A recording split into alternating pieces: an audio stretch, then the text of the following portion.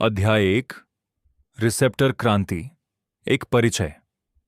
The receptor revolution N introductory. Receptor क्रांति का विचार यह बताता है कि हमारे शरीर में हर कोशिका के सतहों पर छोटे छोटे रिसेप्टर मौजूद होते हैं जो रासायनिक संदेश वाहकों को पहचानते हैं और उनसे संवाद करते हैं। ये रिसेप्टर केवल जैविक संरचनाएं नहीं हैं, बल्कि वे हमारे भावनात्मक और मानसिक अनुभवों को भी आकार देते हैं। जब कोई न्यूरोपेप्टाइड या हार्मोन इन रिसेप्टर से जुड़ता है तो वह कोशिका के भीतर एक जटिल प्रतिक्रिया श्रृंखला शुरू करता है। इस प्रक्रिया से यह स्पष्ट होता है कि मन और शरीर के बीच कोई कठोर विभाजन नहीं है, बल्कि दोनों गहराई से जुड़े हुए हैं। रिसेप्टर की खोज ने वैज्ञानिकों को यह समझने में मदद की कि भावनाएं केवल मानसिक घटनाएं नहीं, बल्कि भौतिक और रासायनिक प्रक्रियाएं भी हैं। इस अध्याय में कैंडेस पर्ट यह समझाती हैं कि रिसेप्टर विज्ञान ने चिकित्सा और मनोविज्ञान दोनों क्षेत्रों में नई दृष्टि दी।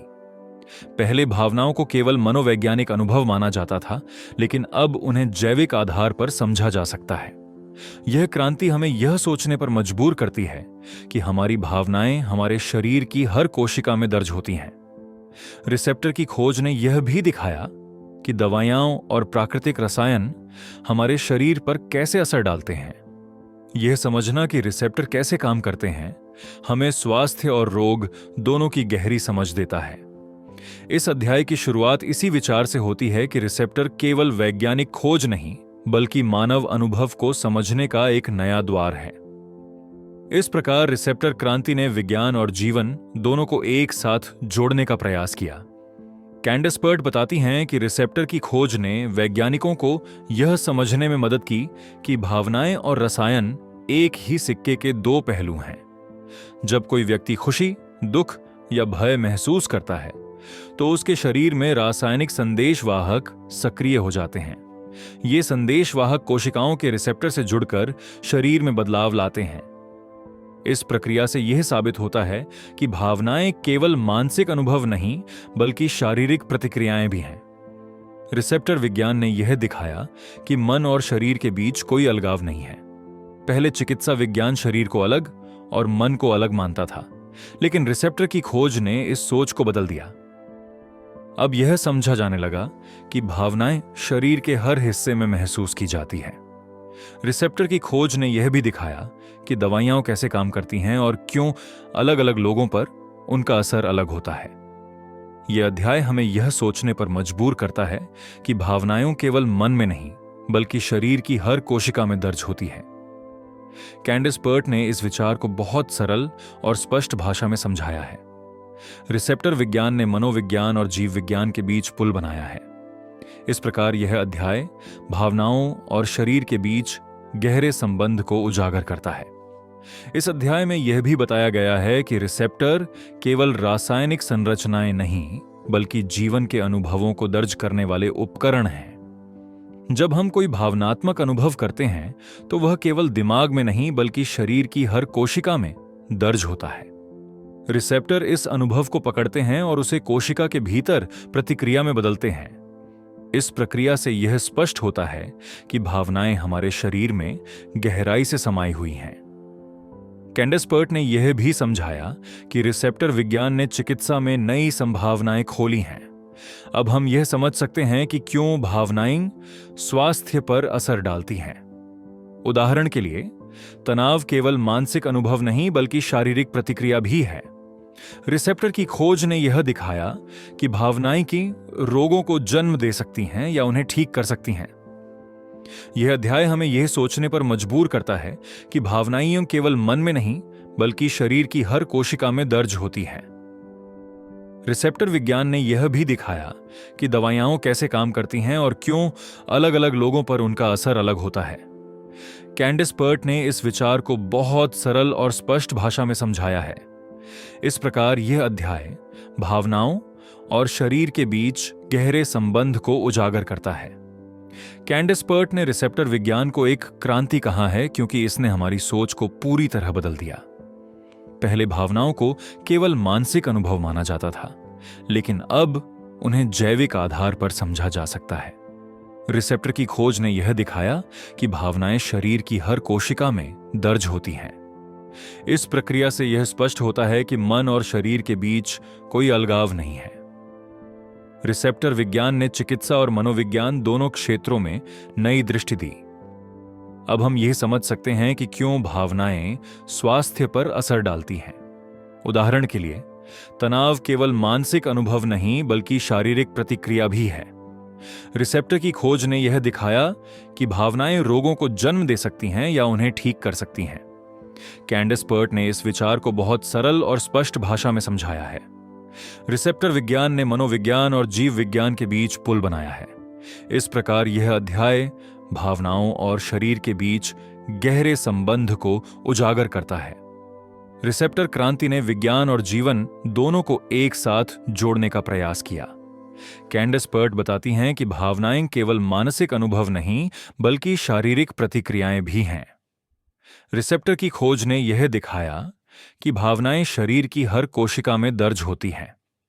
इस प्रक्रिया से यह स्पष्ट होता है कि मन और शरीर के बीच कोई अलगाव नहीं है।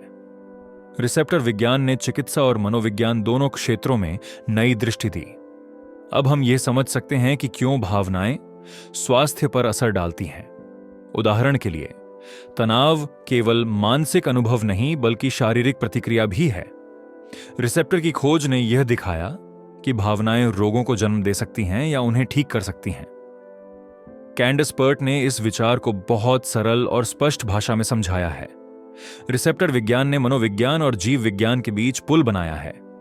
इस प्रकार यह अध्याय भावनाओं और शरीर के बीच गहरे संबंध को उजागर करता है। रिसेप्टर क्रांति ने विज्ञान और जीवन दोनों को एक साथ जोड़ने का प्रयास किया। अध्याय 2, ओपिएट रिसेप्टर का रोमांच, romance of the opiate receptor. Opiate receptor की खोज विज्ञान के इतिहास में एक ऐसा क्षण था जिसने मानव शरीर और मन की गहराइयों को समझने की दिशा में नई रोशनी डाली। वैज्ञानिकों ने लंबे समय तक यह प्रश्न किया कि मस्तिष्क में वे कौन से स्थान हैं जहां मॉर्फिन जैसी दवाएं अपना असर दिखाती हैं। जब रिसेप्टर की उपस्थिति सिद्ध हुई तो यह स्पष्ट हो गया कि शरीर में पहले से ही ऐसे प्राकृतिक तंत्र मौजूद हैं जो दर्द को नियंत्रित करने और आनंद की अनुभूति देने में सक्षम हैं। ये खोज केवल चिकित्सा विज्ञान के लिए ही नहीं बल्कि दर्शन और मनोविज्ञान के लिए भी अत्यंत महत्वपूर्ण थी। रिसेप्टर की पहचान ने यह दिखाया कि हमारे शरीर में रसायन और भावनाएं गहराई से जुड़ी हुई हैं। यह समझना कि आनंद, पीड़ा और भावनाएं केवल मानसिक अनुभव नहीं बल्कि जैविक प्रक्रियाओं से भी संचालित होती हैं, एक क्रांतिकारी दृष्टिकोण था। इस खोज ने वैज्ञानिकों को यह सोचने पर मजबूर किया कि क्या भावनाएं केवल मस्तिष्क तक सीमित हैं या पूरे शरीर में फैली हुई हैं। ओपिएट रिसेप्टर ने यह साबित किया कि शरीर और मन के बीच कोई कठोर दीवार नहीं है। यह खोज एक पुल की तरह थी जो भौतिक विज्ञान और भावनात्मक अनुभवों को जोड़ती थी। वैज्ञानिकों के लिए यह एक रोमांचक यात्रा की शुरुआत थी। इस अध्याय में कैंडिस पर्ट ने उस खोज की कहानी को जीवंत रूप में प्रस्तुत किया है। वह बताती हैं कि कैसे यह खोज विज्ञान को भावनाओं की गहराई तक ले गई। ओपिएट रिसेप्टर की खोज का रोमांच केवल प्रयोगशाला तक सीमित नहीं था बल्कि यह मानवीय जिज्ञासा और साहस का प्रतीक भी था। वैज्ञानिकों ने रेडियोधर्मी तकनीकों का उपयोग करके यह दिखाया कि मॉर्फिन जैसे पदार्थ मस्तिष्क के विशिष्ट हिस्सों से जुड़ते हैं। यह जुड़ाव केवल रासायनिक नहीं बल्कि भावनात्मक भी था, क्योंकि यह दर्द और सुख की अनुभूति को सीधे प्रभावित करता था। जब पहली बार यह देखा गया कि रिसेप्टर वास्तव में मौजूद हैं, तो वैज्ञानिकों को ऐसा लगा मानो उन्होंने भावनाओं का भौतिक आधार खोज लिया हो। यह खोज उस समय की वैज्ञानिक सोच को चुनौती देती थी, क्योंकि पहले माना जाता था कि भावनाएं केवल मानसिक घटनाएं हैं। रिसेप्टर की उपस्थिति ने यह दिखाया कि भावनाएं शरीर के रासायनिक नेटवर्क में गहराई से बुनी हुई हैं। इस खोज ने चिकित्सा विज्ञान को नई दिशा दी, क्योंकि अब दर्द निवारण और मानसिक स्वास्थ्य को समझने के लिए एक ठोस जैविक आधार मौजूद था। यह खोज केवल विज्ञान की जीत नहीं थी बल्कि मानवता के लिए भी एक उपहार थी। कैंडिस पर्ट ने इस यात्रा को एक रोमांचक साहसिक कथा की तरह प्रस्तुत किया है। वह बताती हैं कि कैसे वैज्ञानिकों ने कठिनाइयों और संदेहों के बावजूद अपने प्रयोग जारी रखे। यह अध्याय हमें यह एहसास कराता है कि विज्ञान केवल तथ्यों का संग्रह नहीं बल्कि खोज और साहस की कहानी भी है। ओपिएट रिसेप्टर की खोज ने भावनाओं और रसायनों के बीच के गहरे संबंध को उजागर किया। ओपिएट रिसेप्टर की खोज ने यह स्पष्ट किया कि शरीर में पहले से ही प्राकृतिक ओपियोइड मौजूद हैं, जिन्हें एंडोर्फिन कहा जाता है। एंडोर्फिन हमारे शरीर के भीतर दर्द को कम करने और आनंद की अनुभूति देने का कार्य करते हैं। यह समझना कि शरीर स्वयं ही ऐसे रसायन उत्पन्न करता है, एक अद्भुत खोज थी। इससे यह सिद्ध हुआ कि बाहरी दवाएं केवल उन प्राकृतिक तंत्रों की नकल करती हैं जो पहले से ही हमारे भीतर मौजूद हैं। यह खोज हमें यह सोचने पर मजबूर करती है कि भावनाएं और अनुभव केवल मानसिक नहीं बल्कि जैविक भी हैं। कैंडिस पर्ट ने इस अध्याय में यह दिखाया कि कैसे एंडोर्फिन और रिसेप्टर मिलकर भावनाओं का निर्माण करते हैं। यह समझना कि आनंद और पीड़ा दोनों ही रासायनिक प्रक्रियाओं से जुड़े हैं, मानव अनुभव को नए दृष्टिकोण से देखने का अवसर देता है। इस खोज ने चिकित्सा विज्ञान को यह सोचने पर मजबूर किया कि क्या मानसिक बीमारियों का इलाज भी रासायनिक स्तर पर संभव है। रिसेप्टर की उपस्थिति ने यह दिखाया कि भावनाएं केवल मन की उपज नहीं बल्कि शरीर की वास्तविकता भी है। यह अध्याय हमें यह एहसास कराता है कि विज्ञान और दर्शन दोनों मिलकर मानव अनुभव को समझने की कोशिश करते हैं। ओपिएट रिसेप्टर की खोज ने भावनाओं को वैज्ञानिक आधार दिया। यह खोज मानवता के लिए एक नई दृष्टि लेकर आई। कैंडिस पर्ट इस अध्याय में बताती हैं कि ओपिएट रिसेप्टर की खोज केवल वैज्ञानिक उपलब्धि नहीं बल्कि व्यक्तिगत साहस और दृढ़ता की कहानी भी थी। उन्होंने अपने शोध में अनेक चुनौतियों का सामना किया, लेकिन उनकी जिज्ञासा और दृढ़ संकल्प ने उन्हें आगे बढ़ाया। यह खोज उस समय की वैज्ञानिक सोच को बदलने वाली थी। रिसेप्टर की उपस्थिति ने यह दिखाया कि भावनाएं और रसायन गहराई से जुड़े हुए हैं। यह समझना कि आनंद और पीड़ा केवल मानसिक अनुभव नहीं बल्कि जैविक प्रक्रियाओं से भी संचालित होते हैं, एक क्रांतिकारी दृष्टिकोण था। कैंडिस पर्ट ने इस खोज को एक रोमांचक यात्रा की तरह प्रस्तुत किया है। वह बताती हैं कि कैसे वैज्ञानिकों ने कठिनाइयों और संदेहों के बावजूद अपने प्रयोग जारी रखे। यह अध्याय हमें यह एहसास कराता है कि विज्ञान केवल तथ्यों का संग्रह नहीं बल्कि खोज और साहस की कहानी भी है। ओपिएट रिसेप्टर की खोज ने भावनाओं और रसायनों के बीच के गहरे संबंध को उजागर किया। यह खोज मानवता के लिए एक नई दृष्टि लेकर आई। कैंडिस पर्ट ने इस अध्याय को जीवंत और प्रेरणादायक शैली में प्रस्तुत किया है। इस अध्याय का सबसे महत्वपूर्ण संदेश यह है कि भावनाएं और रसायन अलग अलग नहीं बल्कि एक ही तंत्र के हिस्से हैं। ओपिएट रिसेप्टर की खोज ने यह दिखाया कि शरीर और मन के बीच कोई कठोर दीवार नहीं है। यह खोज एक पुल की तरह थी जो भौतिक विज्ञान और भावनात्मक अनुभवों को जोड़ती थी। वैज्ञानिकों के लिए यह एक रोमांचक यात्रा की शुरुआत थी। कैंडिस पर्ट ने इस अध्याय में उस खोज की कहानी को जीवंत रूप में प्रस्तुत किया है। वह बताती हैं कि कैसे यह खोज विज्ञान को भावनाओं की गहराई तक ले गई। यह अध्याय हमें यह सोचने पर मजबूर करता है कि क्या भावनाएं केवल मस्तिष्क तक सीमित हैं या पूरे शरीर में फैली हुई हैं। ओपिएट रिसेप्टर ने यह साबित किया कि शरीर और मन के बीच कोई कठोर दीवार नहीं है। यह खोज एक पुल की तरह थी जो भौतिक विज्ञान और भावनात्मक अनुभवों को जोड़ती थी। वैज्ञानिकों के लिए यह एक रोमांचक यात्रा की शुरुआत थी। कैंडिस पर्ट ने इस अध्याय को जीवंत और प्रेरणादायक शैली में प्रस्तुत किया है। यह अध्याय हमें यह एहसास कराता है कि विज्ञान केवल तथ्यों का संग्रह नहीं बल्कि खोज और साहस की कहानी भी है। अध्याय 3, पेप्टाइड निर्माण, एक निरंतर व्याख्यान। पेप्टाइड जनरेशन, अ कंटिन्यूड लेक्चर। पेप्टाइड निर्माण की प्रक्रिया को समझना हमारे शरीर की गहराई में छिपे रहस्यों को उजागर करने जैसा है। यह अध्याय हमें बताता है कि पेप्टाइड्स केवल रासायनिक यौगिक नहीं हैं बल्कि वे भावनाओं और चेतना के वाहक भी हैं। वैज्ञानिक दृष्टि से पेप्टाइड्स अमीनो एसिड की श्रृंखलाओं से बने छोटे प्रोटीन होते हैं जो कोशिकाओं के बीच संदेश वाहक का काम करते हैं। जब कोई भावनात्मक अनुभव होता है तो शरीर में पेप्टाइड्स का उत्पादन बढ़ जाता है और वे विभिन्न अंगों तक संकेत पहुंचाते हैं। यह प्रक्रिया इतनी सूक्ष्म होती है कि हमें इसका प्रत्यक्ष अनुभव नहीं होता, लेकिन इसका प्रभाव हमारे व्यवहार और सोच पर गहरा पड़ता है। लेखक समझाते हैं कि पेप्टाइड्स का निर्माण केवल प्रयोगशाला की तकनीक नहीं है, बल्कि यह जीवन की स्वाभाविक क्रिया है। हर कोशिका में यह क्षमता होती है कि वह पेप्टाइड्स को उत्पन्न करे और उन्हें रिसेप्टर्स तक पहुंचाए। इस निर्माण में ऊर्जा, एंजाइम और जैविक संतुलन की भूमिका अत्यंत महत्वपूर्ण होती है। पेप्टाइड्स का निर्माण और उनका प्रवाह शरीर को एकीकृत प्रणाली की तरह काम करने में मदद करता है। यह अध्याय हमें यह भी सिखाता है कि भावनाएं केवल मानसिक नहीं, बल्कि जैविक भी होती हैं। जब हम खुशी, दुख या भय महसूस करते हैं, तो पेप्टाइड्स उस अनुभव को शरीर के हर हिस्से तक पहुंचाते हैं। इस प्रकार पेप्टाइड्स भावनाओं और शरीर के बीच सेतु का काम करते हैं।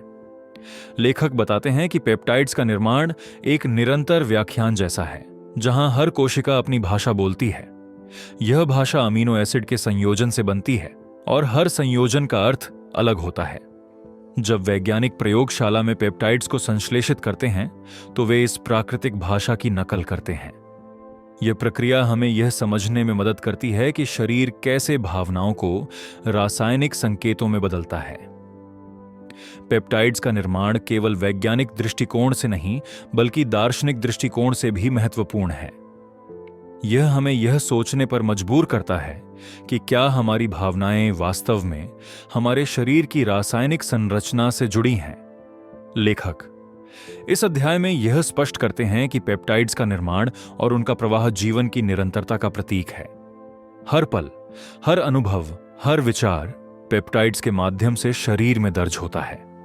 यह प्रक्रिया हमें यह भी दिखाती है कि शरीर और मन अलग नहीं, बल्कि एक ही प्रणाली के दो पहलू हैं। पेप्टाइड्स इस एकता को बनाए रखते हैं और हमें संतुलित जीवन जीने में मदद करते हैं। जब कोई व्यक्ति तनाव में होता है, तो पेप्टाइड्स का प्रवाह बदल जाता है और शरीर में असंतुलन पैदा होता है। इसी तरह जब कोई व्यक्ति शांति और आनंद का अनुभव करता है, तो पेप्टाइड्स का प्रवाह शरीर को स्वस्थ और संतुलित बनाता है। इस प्रकार पेप्टाइड्स जीवन की धड़कन है। पेप्टाइड्स का निर्माण केवल वैज्ञानिक प्रयोगों तक सीमित नहीं है, बल्कि यह हमारे दैनिक जीवन का हिस्सा है। जब हम भोजन करते हैं, व्यायाम करते हैं या ध्यान लगाते हैं, तो पेप्टाइड्स का उत्पादन प्रभावित होता है। यह अध्याय हमें बताता है कि जीवन शैली और भावनात्मक स्थिति पेप्टाइड्स के निर्माण को कैसे नियंत्रित करती है। उदाहरण के लिए, जब हम सकारात्मक सोचते हैं, तो शरीर में ऐसे पेप्टाइड्स बनते हैं जो स्वास्थ्य को बढ़ावा देते हैं। वहीं नकारात्मक भावनाएं ऐसे पेप्टाइड्स को जन्म देती हैं जो शरीर को कमजोर कर सकते हैं। लेखक इस प्रक्रिया को एक निरंतर व्याख्यान कहते हैं, क्योंकि यह कभी रुकती नहीं। हर क्षण, हर सांस, हर अनुभव पेप्टाइड्स के निर्माण को प्रभावित करता है। यह अध्याय हमें यह भी सिखाता है कि पेप्टाइड्स केवल शरीर में ही नहीं, बल्कि मस्तिष्क में भी सक्रिय होते हैं। वे न्यूरॉन्स के बीच संवाद स्थापित करते हैं और सोचने, महसूस करने और निर्णय लेने की क्षमता को प्रभावित करते हैं। इस प्रकार पेप्टाइड्स हमारे मानसिक स्वास्थ्य के लिए भी उतने ही महत्वपूर्ण हैं जितने शारीरिक स्वास्थ्य के लिए। लेखक यह भी बताते हैं कि पेप्टाइड्स का अध्ययन हमें यह समझने में मदद करता है कि भावनाएं और शरीर एक दूसरे से कैसे जुड़े हैं। यह ज्ञान हमें जीवन को अधिक गहराई से समझने में मदद करता है। इस अध्याय में पेप्टाइड्स को जीवन की भाषा कहा गया है। यह भाषा इतनी सूक्ष्म और जटिल है कि वैज्ञानिकों को इसे समझने में वर्षों लग जाते हैं। हर पेप्टाइड का अपना विशिष्ट कार्य होता है और वह शरीर के अलग अलग हिस्सों में अलग अलग प्रभाव डालता है। लेखक बताते हैं कि पेप्टाइड्स का निर्माण और उनका प्रवाह शरीर को एक जीवंत प्रणाली की तरह काम करने में मदद करता है। यह प्रणाली भावनाओं, विचारों और अनुभवों को रासायनिक संकेतों में बदलकर शरीर तक पहुंचाती है। इस प्रक्रिया में रिसेप्टर्स की भूमिका अत्यंत महत्वपूर्ण होती है। रिसेप्टर्स पेप्टाइड्स को पहचानते हैं और उन्हें सही जगह तक पहुंचाते हैं। यह अध्याय हमें यह भी बताता है कि पेप्टाइड्स और रिसेप्टर्स का संबंध शिक्षक और विद्यार्थी जैसा है। पेप्टाइड्स संदेश देते हैं और रिसेप्टर्स उन्हें ग्रहण करते हैं। इस संवाद से शरीर में संतुलन और सामंजस्य बना रहता है। लेखक इस प्रक्रिया को जीवन का निरंतर व्याख्यान कहते हैं, क्योंकि यह कभी समाप्त नहीं होती। हर क्षण, हर अनुभव इस व्याख्यान का हिस्सा होता है। इस प्रकार पेप्टाइड्स जीवन की भाषा है जो हमें हमारे अस्तित्व की गहराई से जोड़ते हैं। वे हमें यह समझने में मदद करते हैं कि भावनाएं और शरीर एक दूसरे से कैसे जुड़े हैं। लेखक बताते हैं कि पेप्टाइड्स का निर्माण और उनका प्रवाह जीवन की निरंतरता का प्रतीक है। यह प्रक्रिया हमें यह सिखाती है कि भावनाएं केवल मानसिक नहीं बल्कि जैविक भी होती हैं। जब हम खुशी, दुख या भय महसूस करते हैं तो पेप्टाइड्स उस अनुभव को शरीर के हर हिस्से तक पहुंचाते हैं। इस प्रकार पेप्टाइड्स भावनाओं और शरीर के बीच सेतु का काम करते हैं। लेखक यह भी बताते हैं कि पेप्टाइड्स का अध्ययन हमें जीवन को अधिक गहराई से समझने में मदद करता है। यह ज्ञान हमें संतुलित और स्वस्थ जीवन जीने में सहायता करता है। पेप्टाइड्स हमें यह सिखाते हैं कि शरीर और मन अलग नहीं बल्कि एक ही प्रणाली के दो पहलू हैं। इस एकता को समझना जीवन की सबसे बड़ी शिक्षा है। लेखक इस अध्याय में यह स्पष्ट करते हैं कि पेप्टाइड्स का निर्माण और उनका प्रवाहित जीवन की निरंतरता का प्रतीक है। हर पल, हर अनुभव, हर विचार पेप्टाइड्स के माध्यम से शरीर में दर्ज होता है। इस प्रकार पेप्टाइड्स जीवन की धड़कन है। अध्याय 4, मस्तिष्क और महत्वाकांक्षा, ब्रेन्स एंड एम्बिशन। मस्तिष्क और महत्वाकांक्षा का संबंध गहराई से जुड़ा हुआ है क्योंकि हमारी सोच और इच्छाएं सीधे तौर पर न्यूरोकेमिकल प्रक्रियाओं से प्रभावित होती हैं। जब हम किसी लक्ष्य की ओर बढ़ते हैं तो हमारे मस्तिष्क में डोपामिन और अन्य न्यूरोपेप्टाइड्स सक्रिय हो जाते हैं जो हमें ऊर्जा और उत्साह प्रदान करते हैं। महत्वाकांक्षा केवल बाहरी सफलता की चाह नहीं होती बल्कि यह हमारे भीतर की रासायनिक गतिविधियों का परिणाम भी होती है। वैज्ञानिक दृष्टिकोण से देखा जाए तो हर महत्वाकांक्षी विचार एक तरह का न्यूरोकेमिकल संदेश है जो कोशिकाओं के बीच संचार को बढ़ाता है। इस संचार से हमारी प्रेरणा मजबूत होती है और हम कठिनाइयों को पार करने की क्षमता विकसित करते हैं। मस्तिष्क के विभिन्न हिस्से, विशेषकर लिम्बिक सिस्टम और प्रीफ्रंटल कॉर्टेक्स, महत्वाकांक्षा को दिशा देने में अहम भूमिका निभाते हैं। जब हम किसी उपलब्धि की कल्पना करते हैं तो यह कल्पना हमारे शरीर में वास्तविक शारीरिक प्रतिक्रियाएं उत्पन्न करती है। यही कारण है कि महत्वाकांक्षा केवल मानसिक नहीं बल्कि शारीरिक अनुभव भी बन जाती है। इस अध्याय में कैंडस पर्ट यह समझाती हैं कि भावनाएं और महत्वाकांक्षा अलग अलग नहीं बल्कि एक ही जैविक प्रक्रिया के हिस्से हैं।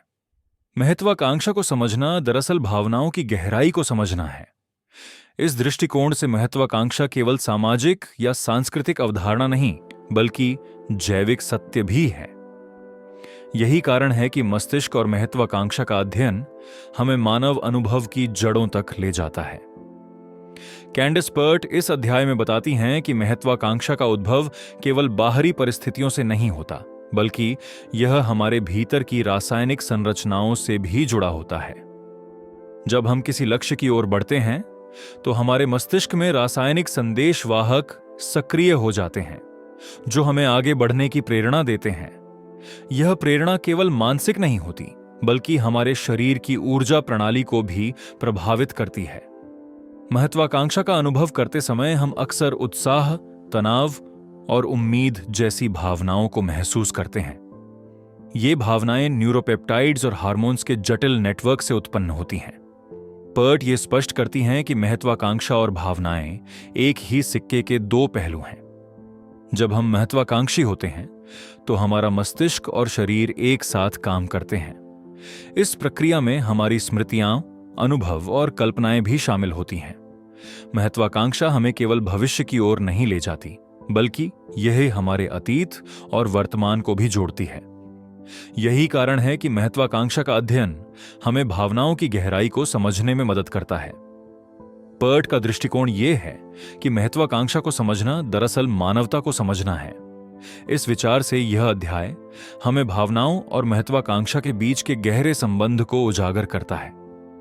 महत्वाकांक्षा का सबसे रोचक पहलू यह है कि यह हमें केवल व्यक्तिगत सफलता की ओर नहीं ले जाती बल्कि यह हमारे सामाजिक संबंधों को भी प्रभावित करती है।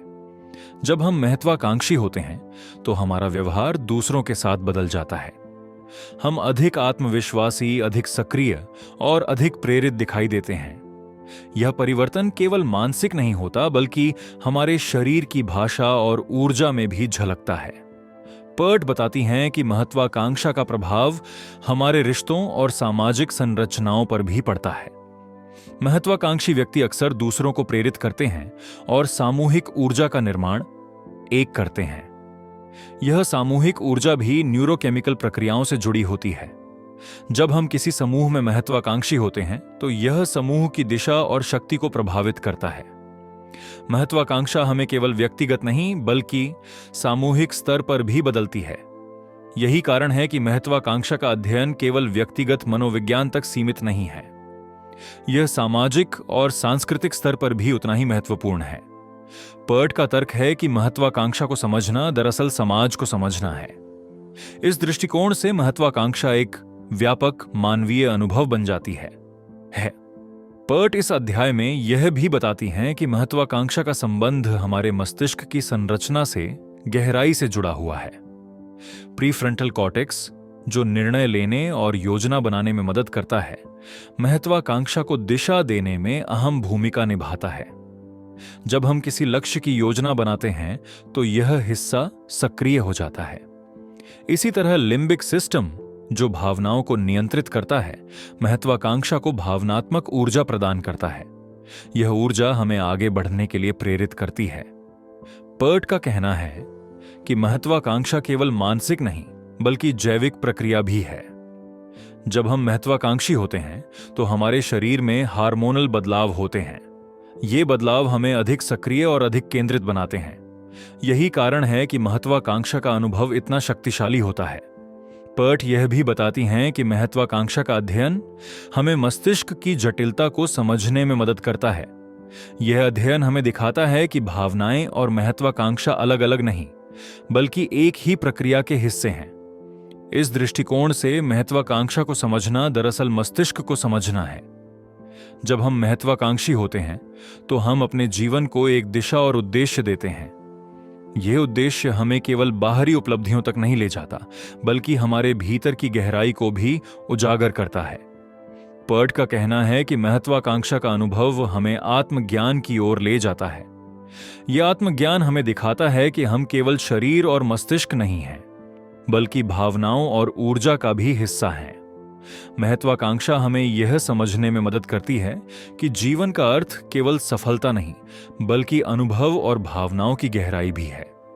यही कारण है कि महत्वाकांक्षा का अध्ययन इतना महत्वपूर्ण है। पर्ट इस अध्याय में यह स्पष्ट करती हैं कि महत्वाकांक्षा और भावनाएं मिलकर हमें मानव बनाती हैं। यह मिलन हमें जीवन की जटिलता और सुंदरता को समझने में मदद करता है। इस दृष्टिकोण से महत्वाकांक्षा केवल व्यक्तिगत नहीं बल्कि सार्वभौमिक अनुभव भी है। यही कारण है कि यह अध्याय हमें भावनाओं और महत्वाकांक्षा के बीच के गहरे संबंध को उजागर करता है। अध्याय 5, महल में जीवन, लाइफ एट द पैलेस। महल में जीवन का वर्णन करते हुए कैंडिस पर्ट यह बताती हैं कि वैज्ञानिक अनुसंधान की दुनिया अक्सर बाहरी लोगों को एक चमकदार और भव्य स्थान की तरह दिखाई देती है, लेकिन वास्तविकता कहीं अधिक जटिल और मानवीय होती है। वह अपने अनुभवों को साझा करती हैं कि कैसे नेशनल इंस्टीट्यूट ऑफ हेल्थ में काम करना एक तरह से महल में रहने जैसा था, जहां हर कमरे में ज्ञान और शक्ति का अलग अलग रूप छिपा हुआ था।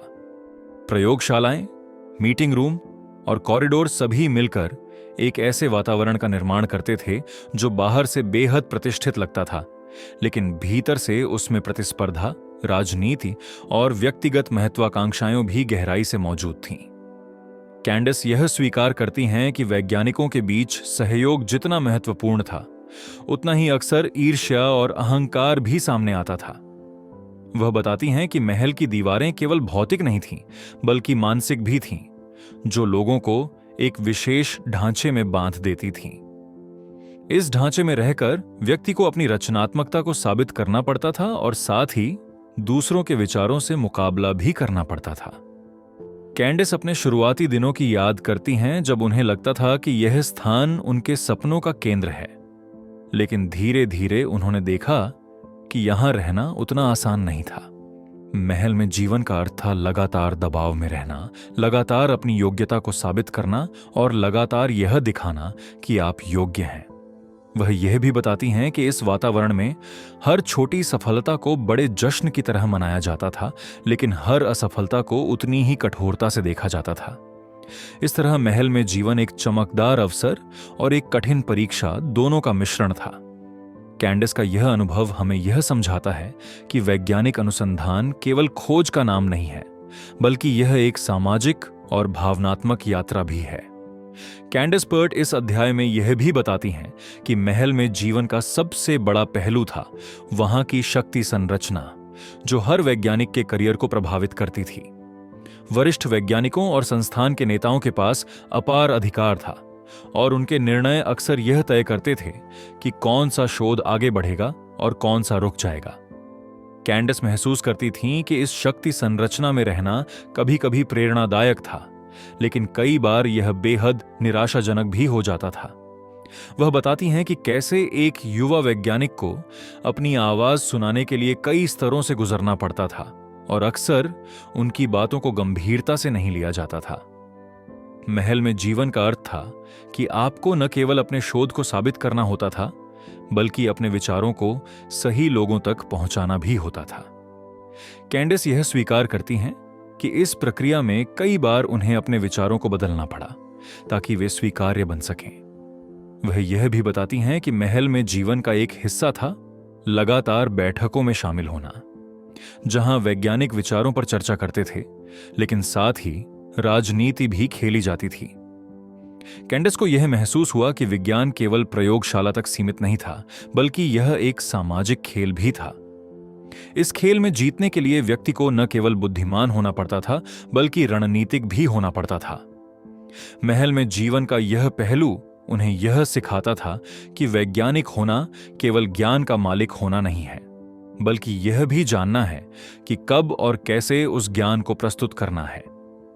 इस तरह महल में जीवन शक्ति, राजनीति और ज्ञान का एक जटिल मिश्रण था। कैंडिस पर्ट अपने अनुभवों को साझा करते हुए यह भी बताती हैं कि महल में जीवन का एक महत्वपूर्ण हिस्सा था वहां की संस्कृति, जो हर वैज्ञानिक को प्रभावित करती थी। यह संस्कृति एक ओर तो उत्कृष्टता और अनुशासन पर आधारित थी, लेकिन दूसरी ओर इसमें प्रतिस्पर्धा और दबाव भी गहराई से मौजूद था। कैंडिस बताती हैं कि हर वैज्ञानिक को यह महसूस कराया जाता था कि उन्हें लगातार कुछ नया और महत्वपूर्ण खोज करना है, ताकि वे संस्थान की प्रतिष्ठा को बनाए रख सकें। इस दबाव के कारण कई बार वैज्ञानिकों को अपनी व्यक्तिगत जिंदगी से समझौता करना पड़ता था। कैंडिस स्वीकार करती हैं कि महल में जीवन का अर्थ था लंबे घंटे काम करना, देर रात तक प्रयोग करना और कई बार अपनी भावनाओं को दबाना। वह बताती हैं कि इस वातावरण में रहकर व्यक्ति धीरे धीरे यह सीख जाता था कि भावनाएं भी विज्ञान का हिस्सा हैं, क्योंकि वे प्रेरणा और दृढ़ता को जन्म देती हैं। कैंडिस यह भी बताती हैं कि महल में जीवन का एक हिस्सा था लगातार दूसरों के काम को देखना और उससे सीखना, लेकिन साथ ही यह भी सुनिश्चित करना कि आपका काम अलग और अनोखा हो। इस तरह महल में जीवन एक निरंतर संघर्ष था, जहां व्यक्ति को अपनी पहचान बनाए रखनी होती थी। कैंडिस महसूस करती थीं कि यह संस्कृति उन्हें मजबूत बना रही थी, लेकिन साथ ही यह उन्हें थका भी रही थी। वह यह स्वीकार करती हैं कि महल में जीवन का अनुभव उन्हें यह सिखा रहा था कि विज्ञान केवल तथ्यों का संग्रह नहीं है, बल्कि यह एक भावनात्मक और मानवीय यात्रा भी है। कैंडिस पर्ट इस अध्याय में यह भी बताती हैं कि महल में जीवन का एक और पहलू था वहां की सामाजिक बातचीत, जो वैज्ञानिकों के बीच संबंधों को आकार देती थी। वह बताती हैं कि प्रयोगशाला के बाहर भी वैज्ञानिकों के बीच लगातार चर्चाएं होती थीं, जो कभी दोस्ताना होती थीं और कभी प्रतिस्पर्धात्मक। कैंडिस महसूस करती थीं कि इन चर्चाओं में अक्सर विचारों का आदान प्रदान होता था, लेकिन साथ ही यह भी तय होता था कि कौन सा वैज्ञानिक आगे बढ़ेगा और कौन पीछे रह जाएगा। महल में जीवन का अर्थ था कि आपको न केवल अपने शोध को प्रस्तुत करना होता था, बल्कि अपने व्यक्तित्व को भी साबित करना होता था। कैंडिस यह स्वीकार करती हैं कि कई बार उन्हें लगता था कि यह वातावरण बेहद कठोर है, लेकिन साथ ही यह उन्हें प्रेरित भी करता था। वह बताती हैं कि महल में जीवन का एक हिस्सा था लगातार दूसरों के साथ सहयोग करना, लेकिन साथ ही यह भी सुनिश्चित करना कि आपकी पहचान खो न जाए। कैंडिस महसूस करती थीं कि इस सामाजिक बातचीत में व्यक्ति को अपनी भावनाओं को नियंत्रित करना पड़ता था ताकि वह कमजोर न दिखे। वह यह भी बताती हैं कि महल में जीवन का अनुभव उन्हें यह सिखा रहा था कि विज्ञान केवल प्रयोगशाला तक सीमित नहीं है, बल्कि यह एक सामाजिक और भावनात्मक प्रक्रिया भी है। इस तरह महल में जीवन एक निरंतर संतुलन था, जहां व्यक्ति को अपनी भावनाओं और अपने विचारों को सही तरीके से प्रस्तुत करना होता था। कैंडिस का यह अनुभव हमें यह समझाता है कि वैज्ञानिक होना केवल ज्ञान का मालिक होना नहीं है, बल्कि यह भी जानना है कि उस ज्ञान को समाज में कैसे साझा किया जाए। वह स्वीकार करती हैं कि इस अनुभव ने उन्हें यह सिखाया कि विज्ञान केवल तथ्यों और प्रयोगों का नाम नहीं है, बल्कि यह एक भावनात्मक और सामाजिक यात्रा भी है। महल में जीवन ने उन्हें यह समझाया कि वैज्ञानिक होना केवल प्रयोगशाला में काम करना नहीं है, बल्कि यह भी जानना है कि अपने विचारों को सही तरीके से प्रस्तुत करना है। कैंडिस महसूस करती थीं कि इस अनुभव ने उन्हें मजबूत बनाया, लेकिन साथ ही यह उन्हें संवेदनशील भी बना रहा था। वह बताती हैं कि महल में जीवन का अर्थ था लगातार दबाव में रहना, लेकिन साथ ही यह भी सीखना कि दबाव को कैसे अवसर में बदला जाए। कैंडिस स्वीकार करती हैं कि इस अनुभव ने उन्हें यह सिखाया कि भावनाएं भी विज्ञान का हिस्सा हैं और उन्हें दबाने के बजाय समझना और अपनाना चाहिए। वह बताती हैं कि महल में जीवन का अनुभव उनके लिए एक प्रेरणा था, जिसने उन्हें आगे बढ़ने और नए विचारों को खोजने के लिए प्रेरित किया। इस तरह महल में जीवन उनके लिए एक कठिन लेकिन मूल्यवान यात्रा थी। कैंडिस का यह अनुभव हमें यह समझाता है कि विज्ञान केवल खोज का नाम नहीं है, बल्कि यह एक मानवीय और भावनात्मक प्रक्रिया भी है। महल में जीवन का यह अध्याय हमें यह सिखाता है कि हर वैज्ञानिक यात्रा में भावनाएं, राजनीति और सामाजिक संबंध उतने ही महत्वपूर्ण हैं जितने कि प्रयोग और तथ्य। अध्याय 6, नियमों को तोड़ना, ब्रेकिंग द रूल्स। इस अध्याय में कैंडिस पर्ट यह दिखाती हैं कि वैज्ञानिक खोज केवल कठोर नियमों और परंपराओं का पालन करने से आगे नहीं बढ़ती, बल्कि कई बार उन नियमों को तोड़ने से ही नए रास्ते खुलते हैं। वह बताती हैं कि विज्ञान की दुनिया में अक्सर स्थापित मान्यताएं इतनी मजबूत हो जाती हैं कि कोई भी नया विचार या प्रयोग उन्हें चुनौती देने की हिम्मत नहीं करता। लेकिन जब कोई शोधकर्ता साहस दिखाकर परंपरागत सोच से बाहर निकलता है, तभी असली नवाचार जन्म लेता है। पर्ट अपने अनुभवों से यह स्पष्ट करती है कि रिसेप्टर और न्यूरोपेप्टाइड्स की खोज में उन्होंने कई बार पारंपरिक तरीकों को छोड़कर नए दृष्टिकोण अपनाए। यह दृष्टिकोण उन्हें आलोचना और विरोध का सामना कराता रहा, लेकिन अंततः यही उनके काम की सबसे बड़ी ताकत बनी। वह यह भी समझाती हैं कि वैज्ञानिक समुदाय में अक्सर नियम तोड़ने वालों को पहले अस्वीकार किया जाता है, लेकिन बाद में वही लोग परिवर्तन के वाहक बनते हैं। इस प्रक्रिया में साहस, धैर्य और आत्मविश्वास की भूमिका बहुत महत्वपूर्ण होती है। पर्ट यह मानती हैं कि विज्ञान केवल तथ्यों का संग्रह नहीं है, बल्कि यह एक जीवंत यात्रा है जिसमें कल्पना और अंतर्ज्ञान का भी उतना ही महत्व है। वह कहती हैं कि यदि हम केवल नियमों का पालन करते रहें तो हम कभी भी उन गहराइयों तक नहीं पहुंच पाएंगे जहां असली खोज छिपी होती है। इस अध्याय की शुरुआत ही इस विचार से होती है कि नियम तोड़ना केवल विद्रोह नहीं है, बल्कि यह सृजनात्मकता का आधार है।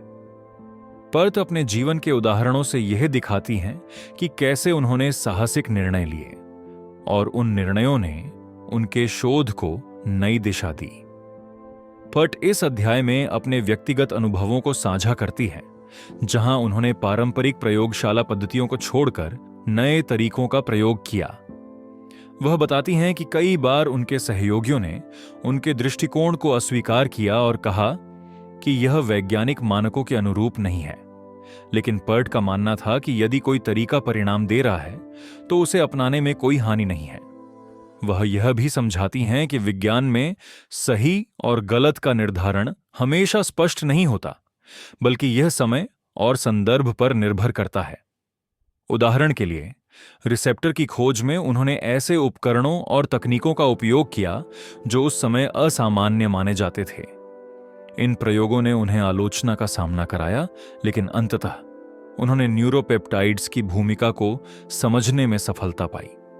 पर्ट यह भी कहती हैं कि नियम तोड़ना केवल तकनीकी स्तर पर नहीं होता, बल्कि यह मानसिक स्तर पर भी होता है। जब कोई वैज्ञानिक अपनी सोच को सीमाओं से बाहर ले जाता है, तभी वह नए विचारों को जन्म देता है। इस प्रक्रिया में असफलता का डर हमेशा बना रहता है, लेकिन वही डर हमें साहसी बनाता है। पर्ट अपने अनुभवों से यह दिखाती हैं कि असफलता से डरना नहीं चाहिए, बल्कि उसे सीखने का अवसर मानना चाहिए। वह कहती हैं कि यदि हम असफलता से बचने के लिए नियमों का पालन करते रहें, तो हम कभी भी नई खोज नहीं कर पाएंगे। इस अध्याय का एक महत्वपूर्ण पहलू यह है कि पर्ट विज्ञान को केवल प्रयोगशाला तक सीमित नहीं मानती, बल्कि वह इसे जीवन के हर क्षेत्र से जोड़ती हैं। वह कहती हैं कि भावनाएं, विचार और अनुभव भी वैज्ञानिक खोज का हिस्सा हैं। जब हम नियम तोड़ते हैं, तो हम केवल तकनीकी प्रयोग नहीं कर रहे होते, बल्कि हम अपनी सोच और भावनाओं को भी नए आयाम दे रहे होते हैं। पर्ट यह स्पष्ट करती हैं कि न्यूरोपेप्टाइड्स और रिसेप्टर्स केवल जैविक संरचनाएं नहीं हैं, बल्कि वे हमारे अनुभवों और भावनाओं से गहराई से जुड़े हैं। इस दृष्टिकोण ने उन्हें पारंपरिक विज्ञान से अलग कर दिया, क्योंकि उस समय भावनाओं को वैज्ञानिक अध्ययन का हिस्सा नहीं माना जाता था। लेकिन पर्ट ने यह साहस दिखाया कि भावनाओं को भी वैज्ञानिक रूप से समझा जा सकता है। वह कहती हैं कि जब हम भावनाओं को शरीर और मस्तिष्क के साथ जोड़कर देखते हैं, तभी हमें असली समझ मिलती है। इस विचार ने उन्हें कई बार आलोचना का सामना कराया, लेकिन उन्होंने हार नहीं मानी। पर्ट यह भी बताती हैं कि नियम तोड़ना केवल विद्रोह नहीं है, बल्कि यह एक गहरी समझ की ओर बढ़ने का प्रयास है। जब हम परंपरागत सोच को चुनौती देते हैं, तो हम अपने भीतर छिपी संभावनाओं को उजागर करते हैं। पर्ट इस अध्याय में यह भी बताती हैं कि नियम तोड़ने का मतलब अराजकता नहीं है, बल्कि यह एक सृजनात्मक अनुशासन है। वह कहती हैं कि जब हम नियमों को चुनौती देते हैं, तो हमें यह समझना होता है कि हम किस उद्देश्य से ऐसा कर रहे हैं। यदि उद्देश्य केवल विद्रोह करना है, तो उसका कोई लाभ नहीं होगा। लेकिन यदि उद्देश्य नई खोज करना है, तो नियम तोड़ना आवश्यक हो जाता है। पर्ट अपने जीवन से उदाहरण देती हैं कि कैसे उन्होंने कई बार स्थापित मान्यताओं को चुनौती दी और नए रास्ते खोजे। वह यह भी समझाती हैं कि नियम तोड़ने के लिए साहस के साथ साथ जिम्मेदारी भी जरूरी है। जब कोई वैज्ञानिक नियम तोड़ता है, तो उसे यह भी देखना होता है कि उसके प्रयोग का समाज और विज्ञान पर क्या प्रभाव पड़ेगा। इस प्रक्रिया में नैतिकता और ईमानदारी की भूमिका बहुत महत्वपूर्ण होती है। पर्ट यही मानती हैं कि विज्ञान केवल तथ्यों का संग्रह नहीं है, बल्कि यह एक नैतिक यात्रा भी है। जब हम नियम तोड़ते हैं, तो हमें यह सुनिश्चित करना चाहिए कि हमारा उद्देश्य मानवता के लिए लाभकारी हो। वह कहती हैं कि यदि हम केवल परंपराओं का पालन करते रहें, तो हम कभी भी नई खोज नहीं कर पाएंगे। लेकिन यदि हम साहस दिखाकर परंपराओं को चुनौती दें, तो हम असली नवाचार कर सकते हैं। पर्ट अपने अनुभवों से यह दिखाती हैं कि नियम तोड़ना हमेशा आसान नहीं होता, लेकिन यही हमें आगे बढ़ाता है। वह यह भी कहती हैं कि नियम तोड़ना हमें असफलता की ओर ले जा सकता है, लेकिन असफलता भी सीखने का एक अवसर है। इस प्रक्रिया में धैर्य, साहस और आत्मविश्वास की भूमिका बहुत महत्वपूर्ण होती है। पर्ट यह मानती हैं कि विज्ञान केवल तथ्यों का संग्रह नहीं है, बल्कि यह एक जीवंत यात्रा है जिसमें कल्पना और अंतर्ज्ञान का भी उतना ही महत्व है। जब हम नियम तोड़ते हैं, तो हम अपने भीतर छिपी संभावनाओं को उजागर करते हैं। इस अनुच्छेद में वह यह संदेश देती हैं कि नियम तोड़ना केवल विद्रोह नहीं है, बल्कि यह सृजनात्मकता और नवाचार का आधार है। पर्ट अपने जीवन के उदाहरणों से यह दिखाती हैं कि कैसे उन्होंने साहसिक निर्णय लिए और उन निर्णयों ने उनके शोध को नई दिशा दी। इस तरह अध्याय का अंत हमें यह समझाता है कि नियम तोड़ना विज्ञान में जोखिम भरा होते हुए भी आवश्यक है। अध्याय 7, भावनाओं के जैव रसायन, एक निरंतर अध्ययन, the biochemicals of emotion, a continued. भावनाओं का जैव रसायन एक ऐसा क्षेत्र है जो यह समझने की कोशिश करता है कि हमारे शरीर में बनने वाले रासायनिक अणु किस प्रकार हमारी मानसिक और भावनात्मक स्थिति को प्रभावित करते हैं। लेखक कैंडिस पर्ट इस अध्याय में यह स्पष्ट करती हैं कि भावनाएं केवल मन की अमूर्त धारणाएं नहीं हैं, बल्कि वे शरीर के भीतर चल रही जैव रासायनिक प्रक्रियाओं से गहराई से जुड़ी होती हैं। जब हम खुशी, दुख, भय या प्रेम का अनुभव करते हैं तो वास्तव में हमारे शरीर में विशेष प्रकार के न्यूरोपेप्टाइड्स और रिसेप्टर्स सक्रिय हो जाते हैं। ये अणु मस्तिष्क और शरीर के बीच संदेश वाहक की तरह काम करते हैं और हर भावना को एक भौतिक आधार प्रदान करते हैं। इस दृष्टिकोण से भावनाएं केवल मानसिक अनुभव नहीं बल्कि जैविक घटनाएं भी हैं। लेखक यह भी बताती हैं कि इन अणुओं की खोज ने मन और शरीर के बीच की दूरी को कम कर दिया है। पहले विज्ञान मन और शरीर को अलग अलग मानता था, लेकिन अब यह स्पष्ट हो रहा है कि दोनों एक ही प्रणाली के हिस्से हैं। भावनाओं का यह जैव रसायन हमें यह समझने में मदद करता है कि क्यों कभी-कभी हमारी मानसिक स्थिति हमारे शारीरिक स्वास्थ्य को प्रभावित करती है। उदाहरण के लिए, तनाव के समय शरीर में बनने वाले रसायन हमारी प्रतिरक्षा प्रणाली को कमजोर कर सकते हैं। इसी तरह सकारात्मक भावनाएं शरीर को ऊर्जा और स्वास्थ्य प्रदान कर सकती हैं। इस प्रकार भावनाओं का अध्ययन केवल मनोविज्ञान तक सीमित नहीं है, बल्कि यह चिकित्सा और जीव विज्ञान के लिए भी अत्यंत महत्वपूर्ण है। इस अध्याय में लेखक यह समझाती हैं कि भावनाओं से जुड़े रासायनिक अणु केवल मस्तिष्क तक सीमित नहीं रहते, बल्कि वे पूरे शरीर में फैल जाते हैं। हर कोशिका में रिसेप्टर्स मौजूद होते हैं जो इन अणुओं को पहचानते हैं और प्रतिक्रिया देते हैं। इसका अर्थ है कि हमारी भावनाएं केवल सोचने की प्रक्रिया नहीं बल्कि पूरे शरीर का अनुभव है। जब हम किसी गहरी भावना से गुजरते हैं तो उसका असर हमारे हृदय, फेफड़ों, पेट और यहां तक कि हमारी त्वचा पर भी दिखाई देता है। लेखक यह भी बताती हैं कि यह प्रणाली इतनी जटिल है कि इसे केवल एक अंग या एक प्रक्रिया से नहीं समझा जा सकता। भावनाओं का जैव रसायन एक निरंतर अध्ययन है, क्योंकि हर नई खोज हमें यह दिखाती है कि शरीर और मन कितने गहराई से जुड़े हुए हैं। उदाहरण के लिए, प्रेम की भावना केवल मस्तिष्क में नहीं होती, बल्कि हार्मोन और न्यूरोपेप्टाइड्स पूरे शरीर में सक्रिय हो जाते हैं। इसी तरह भय की भावना शरीर को सतर्क कर देती है और हर कोशिका को तैयार कर देती है। यह समझ हमें यह सोचने पर मजबूर करती है कि भावनाएं केवल व्यक्तिगत अनुभव नहीं बल्कि जैविक घटनाएं हैं। लेखक यह भी कहती हैं कि इस ज्ञान से हम अपने स्वास्थ्य को बेहतर ढंग से समझ सकते हैं। यदि हम जानते हैं कि भावनाएं शरीर को कैसे प्रभावित करती हैं, तो हम उन्हें संतुलित करने के तरीके भी खोज सकते हैं। यही कारण है कि यह अध्ययन निरंतर जारी है और हर खोज हमें नई दिशा दिखाती है। भावनाओं के जैव रसायन को समझने के लिए लेखक ने कई प्रयोगों और शोधों का उल्लेख किया है। उन्होंने दिखाया कि न्यूरोपेप्टाइड्स और उनके रिसेप्टर्स शरीर के हर हिस्से में पाए जाते हैं। इसका अर्थ है कि भावनाएं केवल मस्तिष्क तक सीमित नहीं हैं, बल्कि वे पूरे शरीर में फैली हुई हैं। जब कोई व्यक्ति तनाव में होता है तो उसके शरीर में बनने वाले रसायन प्रतिरक्षा प्रणाली को कमजोर कर देते हैं। इसी तरह जब कोई व्यक्ति खुशी का अनुभव करता है तो शरीर में बनने वाले रसायन उसे ऊर्जा और स्वास्थ्य प्रदान करते हैं। लेखक यह भी बताती हैं कि यह प्रणाली इतनी संवेदनशील है कि छोटी सी भावना भी शरीर में बड़े बदलाव ला सकती है। उदाहरण के लिए, चिंता की भावना हृदय की धड़कन को तेज कर सकती है और पाचन प्रणाली को प्रभावित कर सकती है। यह समझ हमें यह सोचने पर मजबूर करती है कि भावनाएं केवल मानसिक अनुभव नहीं बल्कि जैविक घटनाएं भी हैं। लेखक यह भी कहती हैं कि इस ज्ञान से हम अपने स्वास्थ्य को बेहतर ढंग से समझ सकते हैं। यदि हम जानते हैं कि भावनाएं शरीर को कैसे प्रभावित करती हैं, तो हम उन्हें संतुलित करने के तरीके भी खोज सकते हैं। यही कारण है कि यह अध्ययन निरंतर जारी है और हर खोज हमें नई दिशा दिखाती है। लेखक इस अध्याय में यह भी बताती हैं कि भावनाओं का जैव रसायन हमें मन और शरीर के बीच की दूरी को कम करने में मदद करता है। पहले विज्ञान मन और शरीर को अलग अलग मानता था, लेकिन अब यह स्पष्ट हो रहा है कि दोनों एक ही प्रणाली के हिस्से हैं।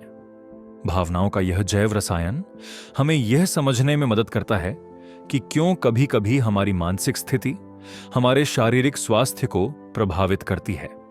उदाहरण के लिए, तनाव के समय शरीर में बनने वाले रसायन हमारी प्रतिरक्षा प्रणाली को कमजोर कर सकते हैं। इसी तरह सकारात्मक भावनाएं शरीर को ऊर्जा और स्वास्थ्य प्रदान कर सकती हैं। इस प्रकार भावनाओं का अध्ययन केवल मनोविज्ञान तक सीमित नहीं है, बल्कि यह चिकित्सा और जीव विज्ञान के लिए भी अत्यंत महत्वपूर्ण है। लेखक यह भी बताती हैं कि इन अणुओं की खोज ने मन और शरीर के बीच की दूरी को कम कर दिया है। जब हम खुशी, दुख, भय या प्रेम का अनुभव करते हैं तो वास्तव में हमारे शरीर में विशेष प्रकार के न्यूरोपेप्टाइड्स और रिसेप्टर्स सक्रिय हो जाते हैं। ये अणु मस्तिष्क और शरीर के बीच संदेशवाहक की तरह काम करते हैं और हर भावना को एक भौतिक आधार प्रदान करते हैं। इस दृष्टिकोण से भावनाएं केवल मानसिक अनुभव नहीं, बल्कि जैविक घटनाएं भी हैं।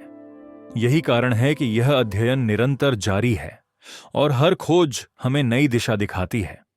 यह अध्ययन हमें यह दिखाता है कि भावनाएं केवल मानसिक अनुभव नहीं, बल्कि जैविक घटनाएं भी हैं। जब हम किसी गहरी भावना से गुजरते हैं तो उसका असर हमारे हृदय, फेफड़ों, पेट और यहां तक कि हमारी त्वचा पर भी दिखाई देता है। लेखक यह भी बताती हैं कि यह प्रणाली इतनी जटिल है कि इसे केवल एक अंग या एक प्रक्रिया से नहीं समझा जा सकता। भावनाओं का जैव रसायन एक निरंतर अध्ययन है, क्योंकि हर नई खोज हमें यह दिखाती है कि शरीर और मन कितने गहराई से जुड़े हुए हैं। उदाहरण के लिए, प्रेम की भावना केवल मस्तिष्क में नहीं होती, बल्कि हार्मोन और न्यूरोपेप्टाइड्स पूरे शरीर में सक्रिय हो जाते हैं। इसी तरह भय की भावना शरीर को सतर्क कर देती है और हर कोशिका को तैयार कर देती है।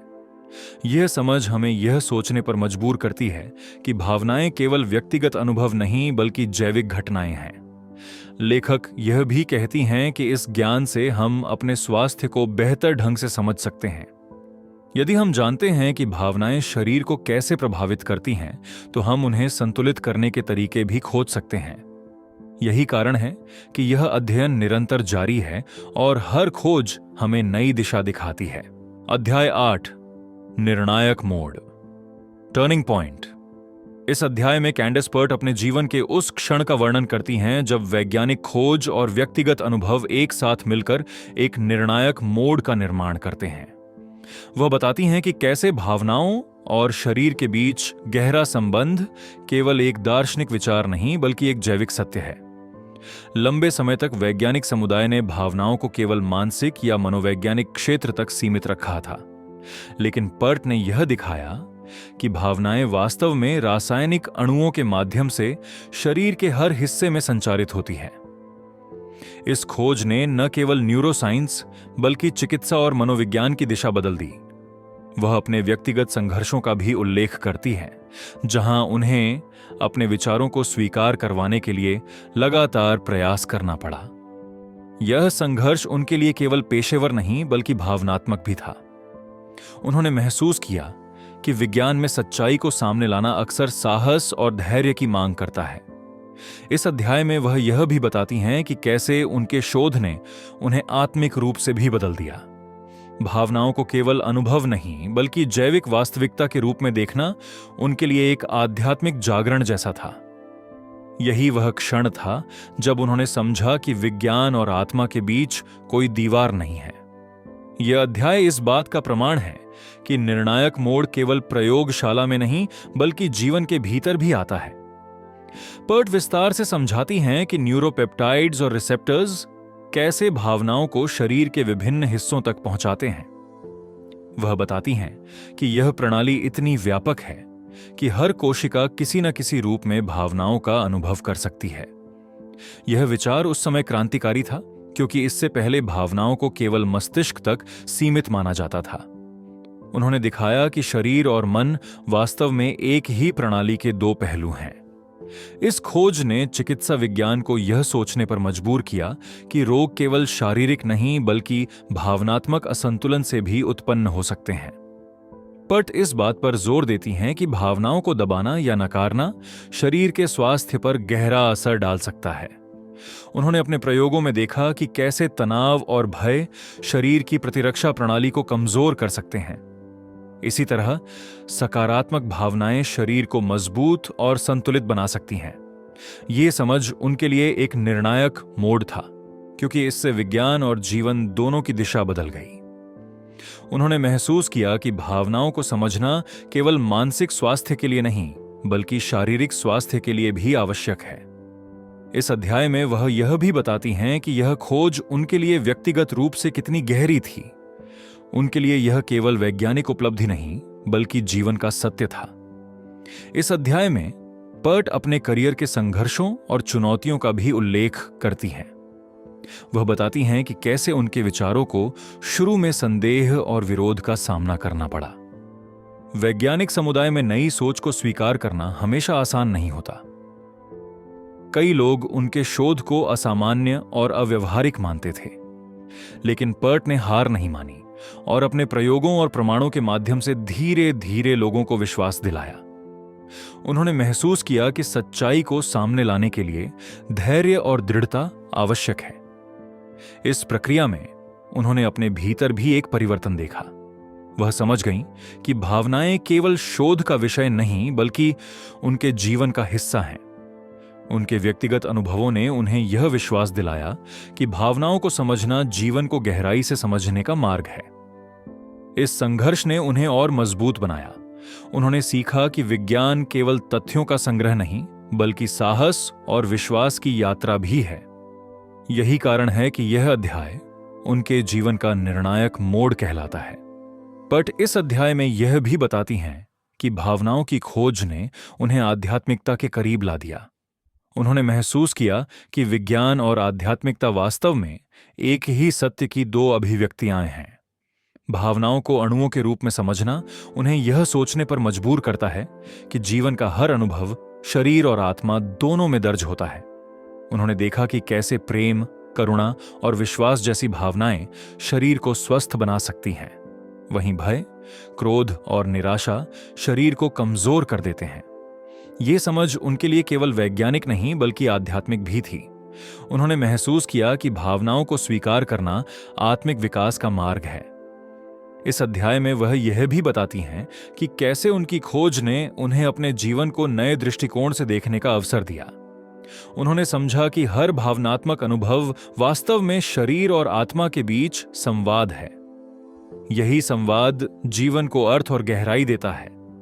इस खोज ने उन्हें यह विश्वास दिलाया कि विज्ञान और आत्मा के बीच कोई विरोध नहीं है, बल्कि दोनों मिलकर जीवन की सच्चाई को उजागर करते हैं।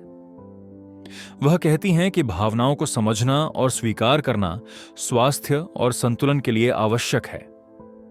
उनके लिए यह खोज केवल वैज्ञानिक नहीं बल्कि व्यक्तिगत भी थी। उन्होंने महसूस किया कि भावनाओं को दबाना जीवन को अधूरा बना देता है, वहीं भावनाओं को स्वीकार करना जीवन को पूर्णता और गहराई देता है।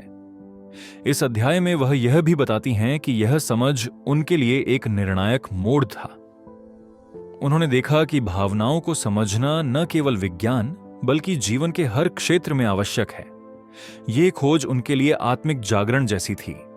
उन्होंने महसूस किया कि भावनाएं वास्तव में शरीर और आत्मा के बीच पुल हैं। यही पुल जीवन को अर्थ और दिशा देता है। इस अध्याय का संदेश स्पष्ट है कि भावनाओं को समझना और जीना ही जीवन का वास्तविक विज्ञान है।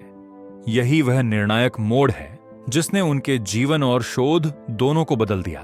अध्याय 9, मनोदैहिक नेटवर्क, एक निष्कर्ष। The psychosomatic network, a concluding. मनोदैहिक नेटवर्क की अवधारणा यह बताती है कि शरीर और मन के बीच कोई कठोर दीवार नहीं है, बल्कि दोनों एक ही प्रणाली के हिस्से हैं।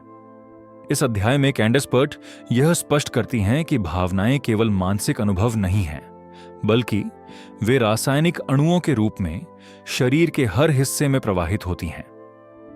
जब हम किसी गहरी भावना का अनुभव करते हैं तो वह केवल मस्तिष्क तक सीमित नहीं रहती, बल्कि कोशिकाओं और अंगों तक पहुंचती है। यही कारण है कि तनाव, भय या आनंद जैसी भावनाएं हमारे शारीरिक स्वास्थ्य पर सीधा प्रभाव डालती हैं। लेखक यह भी समझाती हैं कि न्यूरोपेप्टाइड्स और रिसेप्टर्स का जाल पूरे शरीर में फैला हुआ है। यह जाल मनोदैहिक नेटवर्क कहलाता है, जो शरीर और मन को एकीकृत करता है। इस नेटवर्क के माध्यम से भावनाएं शरीर की प्रतिरक्षा प्रणाली, हार्मोनल संतुलन और तंत्रिका तंत्र को प्रभावित करती हैं। इसका अर्थ है कि हमारी सोच और भावनाएं सीधे हमारे स्वास्थ्य को आकार देती हैं। इस विचार से यह भी स्पष्ट होता है कि चिकित्सा केवल शरीर तक सीमित नहीं हो सकती। उपचार में भावनात्मक और मानसिक पहलुओं को भी शामिल करना आवश्यक है। इस अध्याय का आरंभ इसी गहन समझ से होता है कि मन और शरीर एक ही जीवन तंत्र के दो पहलू हैं। लेखक इसे विज्ञान और अनुभव दोनों से प्रमाणित करती हैं। लेखक यह बताती हैं कि भावनाओं को दबाना या नकारना शरीर के लिए हानिकारक हो सकता है। जब हम अपनी भावनाओं को स्वीकारते नहीं हैं, तो वे शरीर में तनाव और रोग का कारण बन सकती हैं। उदाहरण के लिए, लंबे समय तक दबा हुआ क्रोध या दुख प्रतिरक्षा प्रणाली को कमजोर कर सकता है। इसके विपरीत, भावनाओं को व्यक्त करना और समझना शरीर को स्वस्थ बनाए रखने में मदद करता है। मनोदैहिक नेटवर्क इस प्रक्रिया का माध्यम है, क्योंकि यह भावनाओं को रासायनिक संकेतों में बदलकर शरीर तक पहुंचाता है। लेखक यह भी कहती हैं कि आधुनिक चिकित्सा को इस नेटवर्क को समझना चाहिए। केवल दवाओं से रोग का उपचार अधूरा है, जब तक कि भावनात्मक कारणों को भी संबोधित न किया जाए। इस अध्याय में यह विचार बार बार आता है कि मन और शरीर की एकता को नजरअंदाज करना विज्ञान की सबसे बड़ी भूल रही है। लेखक अपने शोध से यह दिखाती हैं कि भावनाएं शरीर के हर हिस्से में मौजूद हैं। यह समझ हमें यह सोचने पर मजबूर करती है कि स्वास्थ्य केवल शारीरिक नहीं, बल्कि भावनात्मक और मानसिक भी है। इस दृष्टिकोण से चिकित्सा अधिक समग्र और मानवीय बन सकती है। यही इस अध्याय का दूसरा बड़ा निष्कर्ष है। इस अध्याय में लेखक यह भी समझाती हैं कि मनोदैहिक नेटवर्क हमें आत्म जागरूकता की ओर ले जाता है। जब हम समझते हैं कि हमारी भावनाएं शरीर को प्रभावित करती हैं, तो हम अपने जीवन के चुनावों में अधिक सावधान हो जाते हैं। भोजन, संबंध, काम और विश्राम, ये सभी भावनाओं को प्रभावित करते हैं और भावनाएं शरीर को। लेखक कहती हैं कि यह नेटवर्क हमें यह सिखाता है कि हम अपने स्वास्थ्य के निर्माता हैं। यदि हम सकारात्मक भावनाओं को पोषित करें, तो शरीर भी स्वस्थ रहेगा। इसके विपरीत, नकारात्मक भावनाएं रोगों का कारण बन सकती हैं। यह विचार हमें जिम्मेदारी का एहसास कराता है। लेखक यह भी बताती हैं कि ध्यान, योग और आत्म स्वीकृति जैसी विधियां इस नेटवर्क को संतुलित करने में मदद करती हैं। इन विधियों से भावनाएं शांत होती हैं और शरीर में संतुलन आता है। इस अध्याय में यह संदेश गहराई से दिया गया है कि भावनाएं केवल क्षणिक अनुभव नहीं हैं। वे हमारे जीवन की दिशा और स्वास्थ्य की गुणवत्ता तय करती हैं। यही कारण है कि मनोदैहिक नेटवर्क को समझना आत्मज्ञान की यात्रा का हिस्सा है। लेखक यह भी कहती हैं कि विज्ञान और आध्यात्मिकता के बीच की दूरी को यह नेटवर्क कम कर सकता है। भावनाओं के अणु यह दिखाते हैं कि अनुभव और रसायन एक ही सिक्के के दो पहलू हैं। जब हम ध्यान करते हैं या प्रार्थना करते हैं, तो शरीर में रासायनिक परिवर्तन होते हैं। यह परिवर्तन स्वास्थ्य को बेहतर बनाते हैं। इसी तरह जब हम तनाव में होते हैं, तो शरीर में हानिकारक रसायन उत्पन्न होते हैं। लेखक यह समझाती हैं कि मनोदैहिक नेटवर्क इन दोनों स्थितियों को जोड़ता है। इससे यह स्पष्ट होता है कि आध्यात्मिक अभ्यास भी वैज्ञानिक दृष्टि से लाभकारी हैं। इस अध्याय में यह विचार गहराई से प्रस्तुत किया गया है कि विज्ञान को भावनाओं और आध्यात्मिकता को नजरअंदाज नहीं करना चाहिए। लेखक अपने शोध से यह साबित करती हैं कि भावनाएं शरीर के हर हिस्से में मौजूद हैं। ये समझ हमें यह सोचने पर मजबूर करती है कि स्वास्थ्य केवल शारीरिक नहीं, बल्कि भावनात्मक और मानसिक भी है। इस दृष्टिकोण से चिकित्सा अधिक समग्र और मानवीय बन सकती है। यही इस अध्याय का चौथा बड़ा निष्कर्ष है। यह नेटवर्क हमें यह सिखाता है कि हम केवल शरीर या मन नहीं हैं, बल्कि दोनों का संगम है। जब हम इस संगम को समझते हैं तो जीवन अधिक संतुलित और सार्थक हो जाता है। लेखक कहती हैं कि भावनाएं को हमें जोड़ती हैं, तोड़ती हैं और बदलती हैं। वे हमारे स्वास्थ्य, संबंध और जीवन की गुणवत्ता तय करती हैं। इस अध्याय का निष्कर्ष यह है कि भावनाओं को समझना और स्वीकारना ही सच्चा उपचार है। चिकित्सा को केवल शरीर तक सीमित नहीं रहना चाहिए, उसे मन और भावनाओं को भी शामिल करना चाहिए। लेखक यह भी कहती हैं कि भविष्य की चिकित्सा इसी दिशा में जाएगी। मनोदैहिक नेटवर्क इस भविष्य की नींव है। यह हमें यह सिखाता है कि स्वास्थ्य एक समग्र अनुभव है। यही इस अध्याय का सबसे बड़ा संदेश है। अध्याय 10, नए प्रतिमान की संतान, child of the new paradigm. इस अध्याय में कैंडेस पर्ट यह समझाने की कोशिश करती हैं कि विज्ञान का पुराना ढांचा अब मानव अनुभव की जटिलता को पकड़ने में सक्षम नहीं रहा है और इसलिए एक नए प्रतिमान की आवश्यकता उभर रही है जो शरीर, मन और भावनाओं को एकीकृत रूप से देख सके। वह बताती हैं कि पारंपरिक विज्ञान ने लंबे समय तक शरीर को एक मशीन की तरह देखा, लेकिन यह दृष्टिकोण अब अधूरा साबित हो रहा है क्योंकि भावनाएं और चेतना शरीर के हर हिस्से में सक्रिय रूप से भाग लेती हैं। वह कहती हैं कि न्यूरोपेप्टाइड्स और रिसेप्टर्स की खोज ने यह दिखा दिया है कि भावनाएं केवल दिमाग में नहीं रहती, बल्कि पूरे शरीर में घूमती हैं और हर कोशिका को प्रभावित करती हैं। इसलिए वह जोर देती हैं कि हमें मन शरीर को अलग अलग इकाइयों की तरह नहीं, बल्कि एक निरंतर संवाद करने वाली प्रणाली की तरह समझना चाहिए जो हर क्षण बदलती और प्रतिक्रिया करती रहती है। वह यह भी बताती हैं कि वैज्ञानिक समुदाय में यह बदलाव धीरे धीरे आ रहा है, लेकिन पुराने ढांचे की जड़ें इतनी गहरी हैं कि परिवर्तन को स्वीकार करने में समय लग रहा है। पर्ट इस बदलाव को एक नए प्रतिमान का जन्म कहती हैं, जो अधिक मानवीय, अधिक समग्र और अधिक जीवंत है, और जो अनुभवों को केवल रासायनिक प्रक्रियाओं तक सीमित नहीं करता। वह समझाती हैं कि यह नया प्रतिमान हमें यह देखने में मदद करता है कि भावनाएं केवल मानसिक घटनाएं नहीं, बल्कि जैविक संकेत हैं जो शरीर की हर प्रणाली को प्रभावित करते हैं। इस दृष्टिकोण से बीमारी और स्वास्थ्य को भी नए तरीके से समझा जा सकता है, क्योंकि भावनात्मक अवरोध और तनाव शरीर की रासायनिक संचार प्रणाली को बाधित कर सकते हैं। वह कहती हैं कि जब हम भावनाओं को दबाते हैं तो हम केवल मानसिक रूप से नहीं, बल्कि शारीरिक रूप से भी खुद को नुकसान पहुंचाते हैं, क्योंकि ऊर्जा का प्रवाह रुक जाता है। इसलिए वह सुझाव देती हैं कि भावनाओं को समझना, स्वीकारना और व्यक्त करना स्वास्थ्य के लिए उतना ही महत्वपूर्ण है जितना पोषण या व्यायाम। वह यह भी बताती हैं कि यह नया प्रतिमान केवल विज्ञान को नहीं बदलता, बल्कि यह हमारे जीवन जीने के तरीके को भी बदल सकता है, क्योंकि यह हमें अधिक जागरूक और अधिक संवेदनशील बनाता है। और अंत में वह कहती हैं कि यह परिवर्तन केवल वैज्ञानिक क्रांति नहीं, बल्कि एक सांस्कृतिक और आध्यात्मिक जागरण भी है जो मानवता को एक नए स्तर की समझ की ओर ले जा रहा है। पर्ट इस अध्याय में यह भी बताती हैं कि कैसे उनकी खोजों ने उन्हें पारंपरिक वैज्ञानिक सीमाओं से बाहर सोचने के लिए प्रेरित किया, क्योंकि भावनाओं के अणु केवल प्रयोगशाला की वस्तुएं नहीं थे, बल्कि वे जीवन के अनुभवों को आकार देने वाली शक्तियां हुई थीं। वह कहती हैं कि जब उन्होंने देखा कि रिसेप्टर्स और पेप्टाइड्स पूरे शरीर में फैले हुए हैं, तो उन्हें एहसास हुआ कि शरीर का हर हिस्सा सोचता और महसूस करता है, और यह विचार पारंपरिक न्यूरोसाइंस के लिए असुविधाजनक था। वह बताती हैं कि वैज्ञानिक समुदाय अक्सर उन विचारों का विरोध करता है जो स्थापित मान्यताओं को चुनौती देते हैं, और इसलिए उनके काम को भी कई बार संदेह और आलोचना का सामना करना पड़ा। लेकिन वह कहती हैं कि सत्य का अपना एक प्रवाह होता है, और जब डेटा स्पष्ट रूप से एक नई दिशा की ओर इशारा करता है तो अंततः विज्ञान को बदलना ही पड़ता है। वह यह भी समझाती हैं कि भावनाओं को केवल मनोवैज्ञानिक घटना मानना गलत है, क्योंकि वे रासायनिक संदेशवाहक हैं जो शरीर की हर प्रणाली को जोड़ते हैं। इसलिए वह कहती हैं कि भावनाएं शरीर की भाषा हैं, और उन्हें समझना हमारे स्वास्थ्य और व्यवहार को समझने की कुंजी है।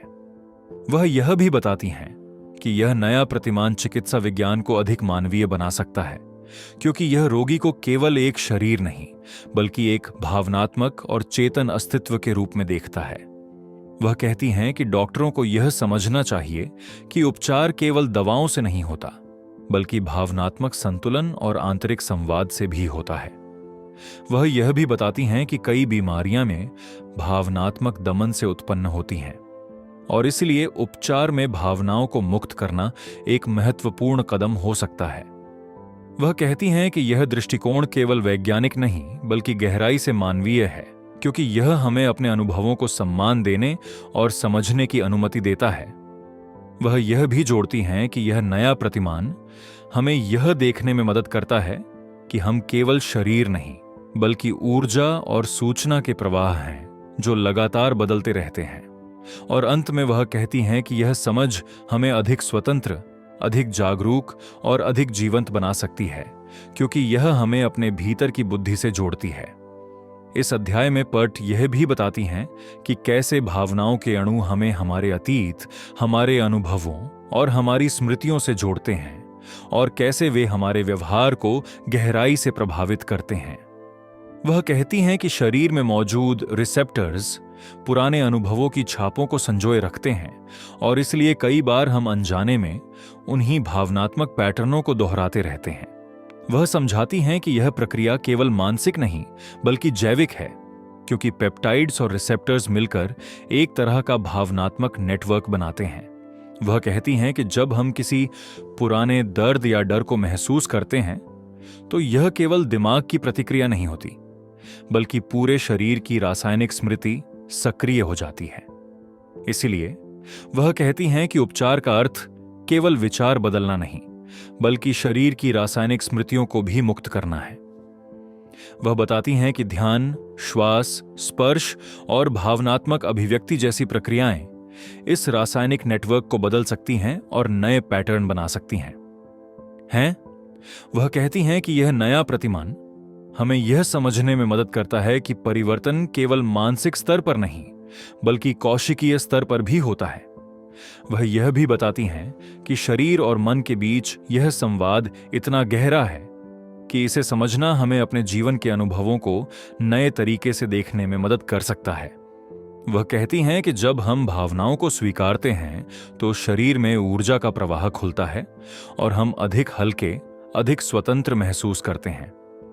वह यह भी जोड़ती हैं कि यह प्रक्रिया केवल व्यक्तिगत नहीं बल्कि सामूहिक भी है, क्योंकि भावनात्मक जागरूकता समाज को भी बदल सकती है। वह कहती हैं कि यह नया प्रतिमान हमें अधिक करुणामय और अधिक संवेदनशील बनाता है, क्योंकि यह हमें दूसरों के अनुभवों को समझने की क्षमता देता है। और अंत में वह कहती हैं कि यह समझ मानवता को एक नए स्तर की चेतना की ओर ले जा सकती है, जहां विज्ञान और आध्यात्मिकता एक दूसरे के विरोधी नहीं बल्कि सहयोगी बन जाते हैं। बट इस अध्याय में यह भी बताती हैं कि कैसे उनका अपना जीवन इस नए प्रतिमान का उदाहरण बन गया, क्योंकि उनकी वैज्ञानिक खोजें उनके व्यक्तिगत अनुभवों और आध्यात्मिक यात्राओं से गहराई से जुड़ी थीं। वह कहती हैं कि विज्ञान केवल प्रयोगशाला में नहीं होता बल्कि जीवन के अनुभवों में भी होता है, और कई बार व्यक्तिगत संघर्ष हमें नई समझ की ओर ले जाते हैं। वह बताती हैं कि कैसे उन्होंने अपने करियर में कई चुनौतियों का सामना किया, लेकिन इन चुनौतियों ने उन्हें और अधिक साहसी और अधिक स्वतंत्र सोचने वाला वैज्ञानिक बना दिया।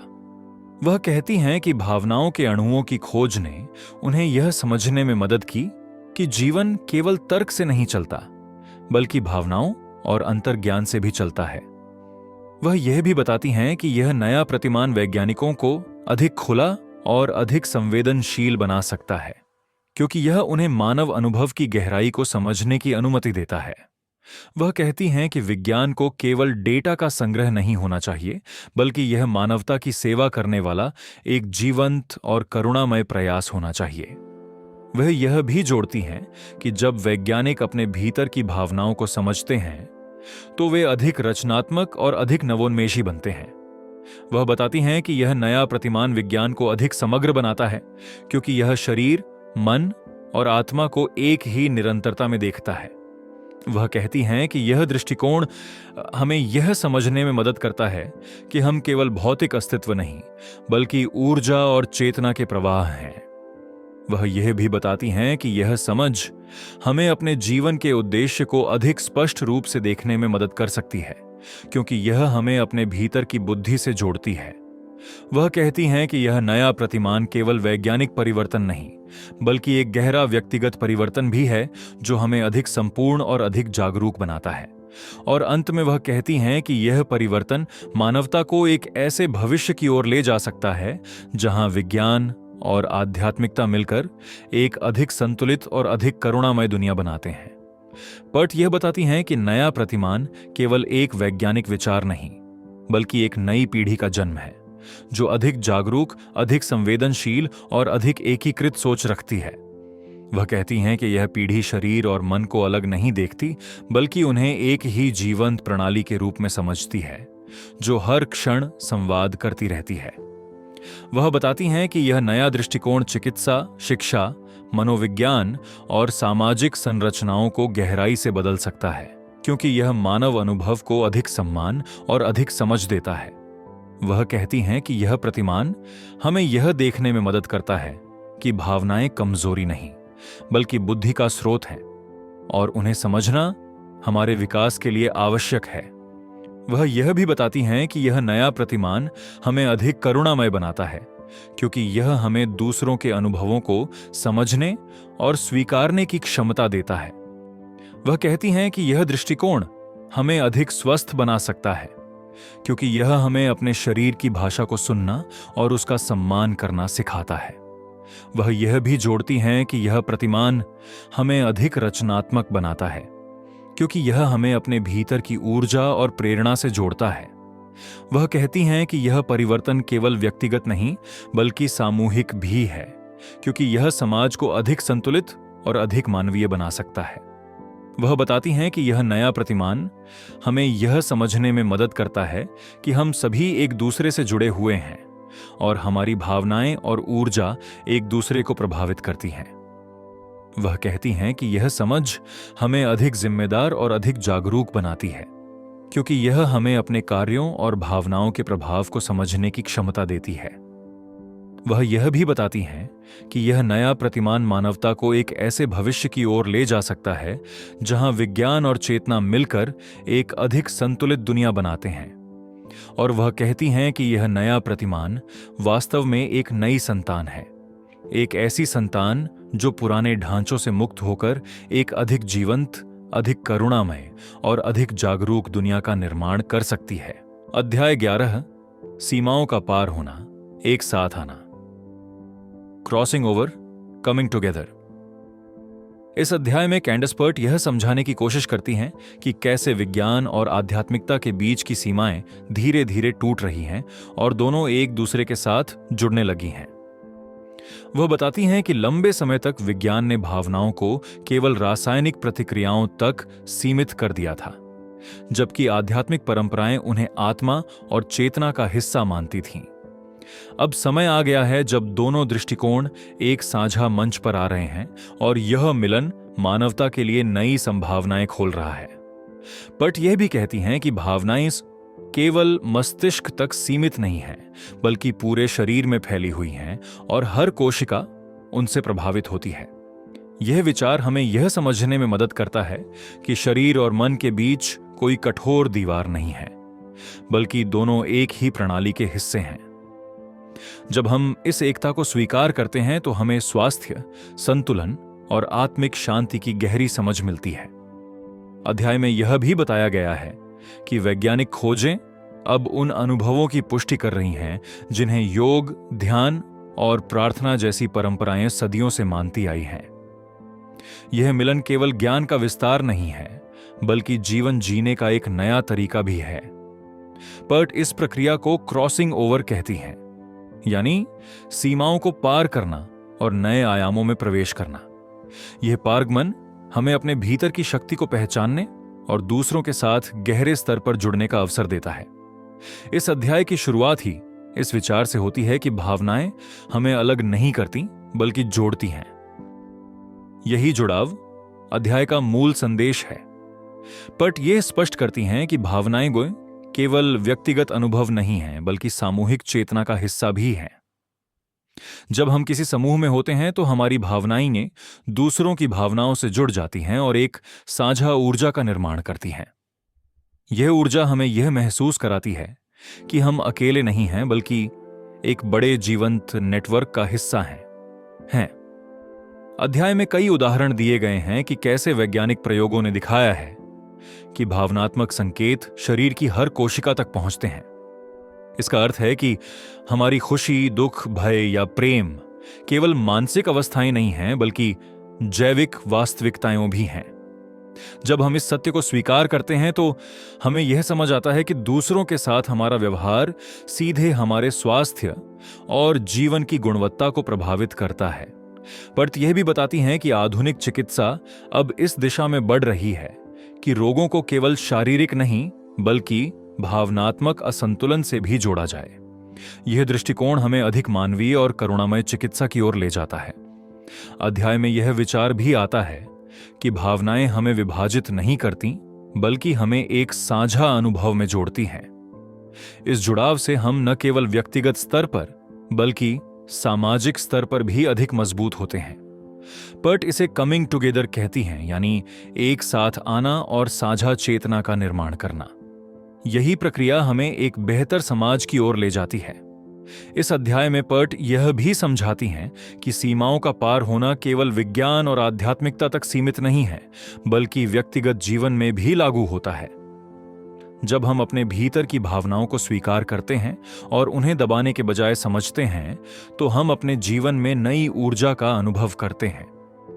यह ऊर्जा हमें दूसरों के साथ अधिक ईमानदारी और खुलेपन से जुड़ने में मदद करती है। पर्ट कहती हैं कि भावनाओं को दबाना शरीर में तनाव और रोग का कारण बनता है, जबकि उन्हें स्वीकार करना स्वास्थ्य और संतुलन लाता है। अध्याय में यह भी बताया गया है कि भावनाएं हमें अपने अतीत और भविष्य से जोड़ती हैं और हमें वर्तमान क्षण में जीने की शक्ति देती है। जब हम सीमाओं को पार करते हैं तो हम अपने डर और संदेह से मुक्त होते हैं। यह मुक्ति हमें अधिक रचनात्मक और करुणामय बनाती है। पर्ट यह भी कहती हैं कि भावनाएं हमें केवल व्यक्तिगत स्तर पर नहीं बल्कि वैश्विक स्तर पर भी जोड़ सकती हैं। जब लोग सामूहिक रूप से प्रेम, करुणा और शांति का अनुभव करते हैं तो समाज में सकारात्मक परिवर्तन आते हैं। यह परिवर्तन केवल विचारों का नहीं बल्कि वास्तविक जीवन का हिस्सा होता है। अध्याय में यह संदेश बार बार आता है कि भावनाएं हमें अलग नहीं करती बल्कि जोड़ती हैं। यही जुड़ाव जीवन का सबसे बड़ा सत्य है। पर्ट इस अध्याय में यह भी बताती हैं कि भावनाओं का विज्ञान हमें यह समझने में मदद करता है कि हम वास्तव में कितने गहरे स्तर पर जुड़े हुए हैं। वह कहती हैं कि न्यूरोपेप्टाइड्स और रिसेप्टर्स का नेटवर्क पूरे शरीर में फैला हुआ है और यही नेटवर्क भावनाओं को संचालित करता है।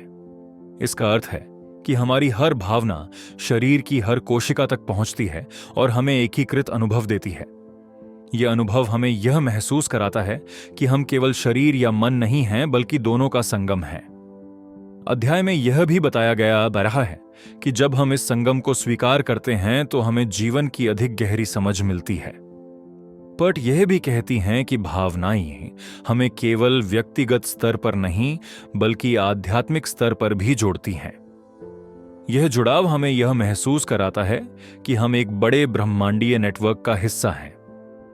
जब हम इस सत्य को स्वीकार करते हैं तो हमें अपने जीवन में अधिक शांति और संतुलन मिलता है। अध्याय में यह विचार भी आता है कि भावनाएं हमें सीमाओं से मुक्त करती हैं और हमें नए आयामों में ले जाती हैं। यह प्रक्रिया हमें अधिक करुणामय और संवेदनशील बनाती है। पर्ट इसे मानवता के विकास की दिशा में एक महत्वपूर्ण कदम मानती है। यही विचार अध्याय का केंद्रीय संदेश है।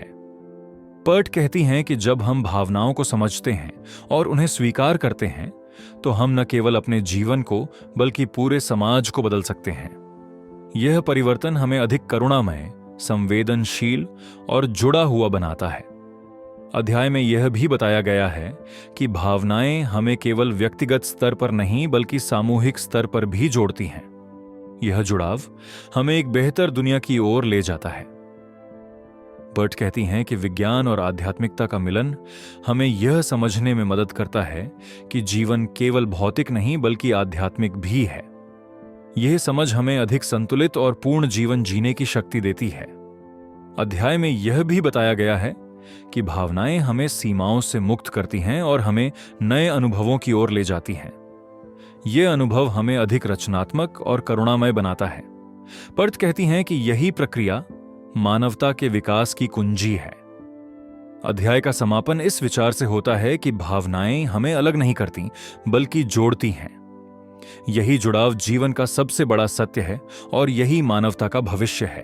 अध्याय 12, अनुभूति द्वारा उपचार, हीलिंग फीलिंग।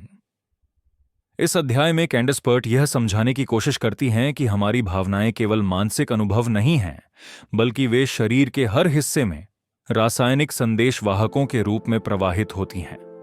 वह बताती हैं कि जब हम किसी गहरी अनुभूति से गुजरते हैं तो न्यूरोपेप्टाइड्स और रिसेप्टर्स का जाल सक्रिय हो जाता है। यह जाल हमारे मस्तिष्क, हृदय और प्रतिरक्षा प्रणाली को एक साथ जोड़ता है। लेखक ये स्पष्ट करती हैं कि भावनाएं केवल विचारों तक सीमित नहीं हैं, बल्कि वे शरीर की कोशिकाओं में भी दर्ज होती हैं। जब हम दुख, क्रोध या भय महसूस करते हैं तो यह केवल मानसिक नहीं बल्कि शारीरिक प्रतिक्रिया भी होती है। इसी तरह जब हम प्रेम, करुणा या आनंद का अनुभव करते हैं तो शरीर में सकारात्मक रसायन फैलते हैं। पर्ट यह भी कहती हैं कि भावनाओं को दबाना शरीर के लिए हानिकारक हो सकता है।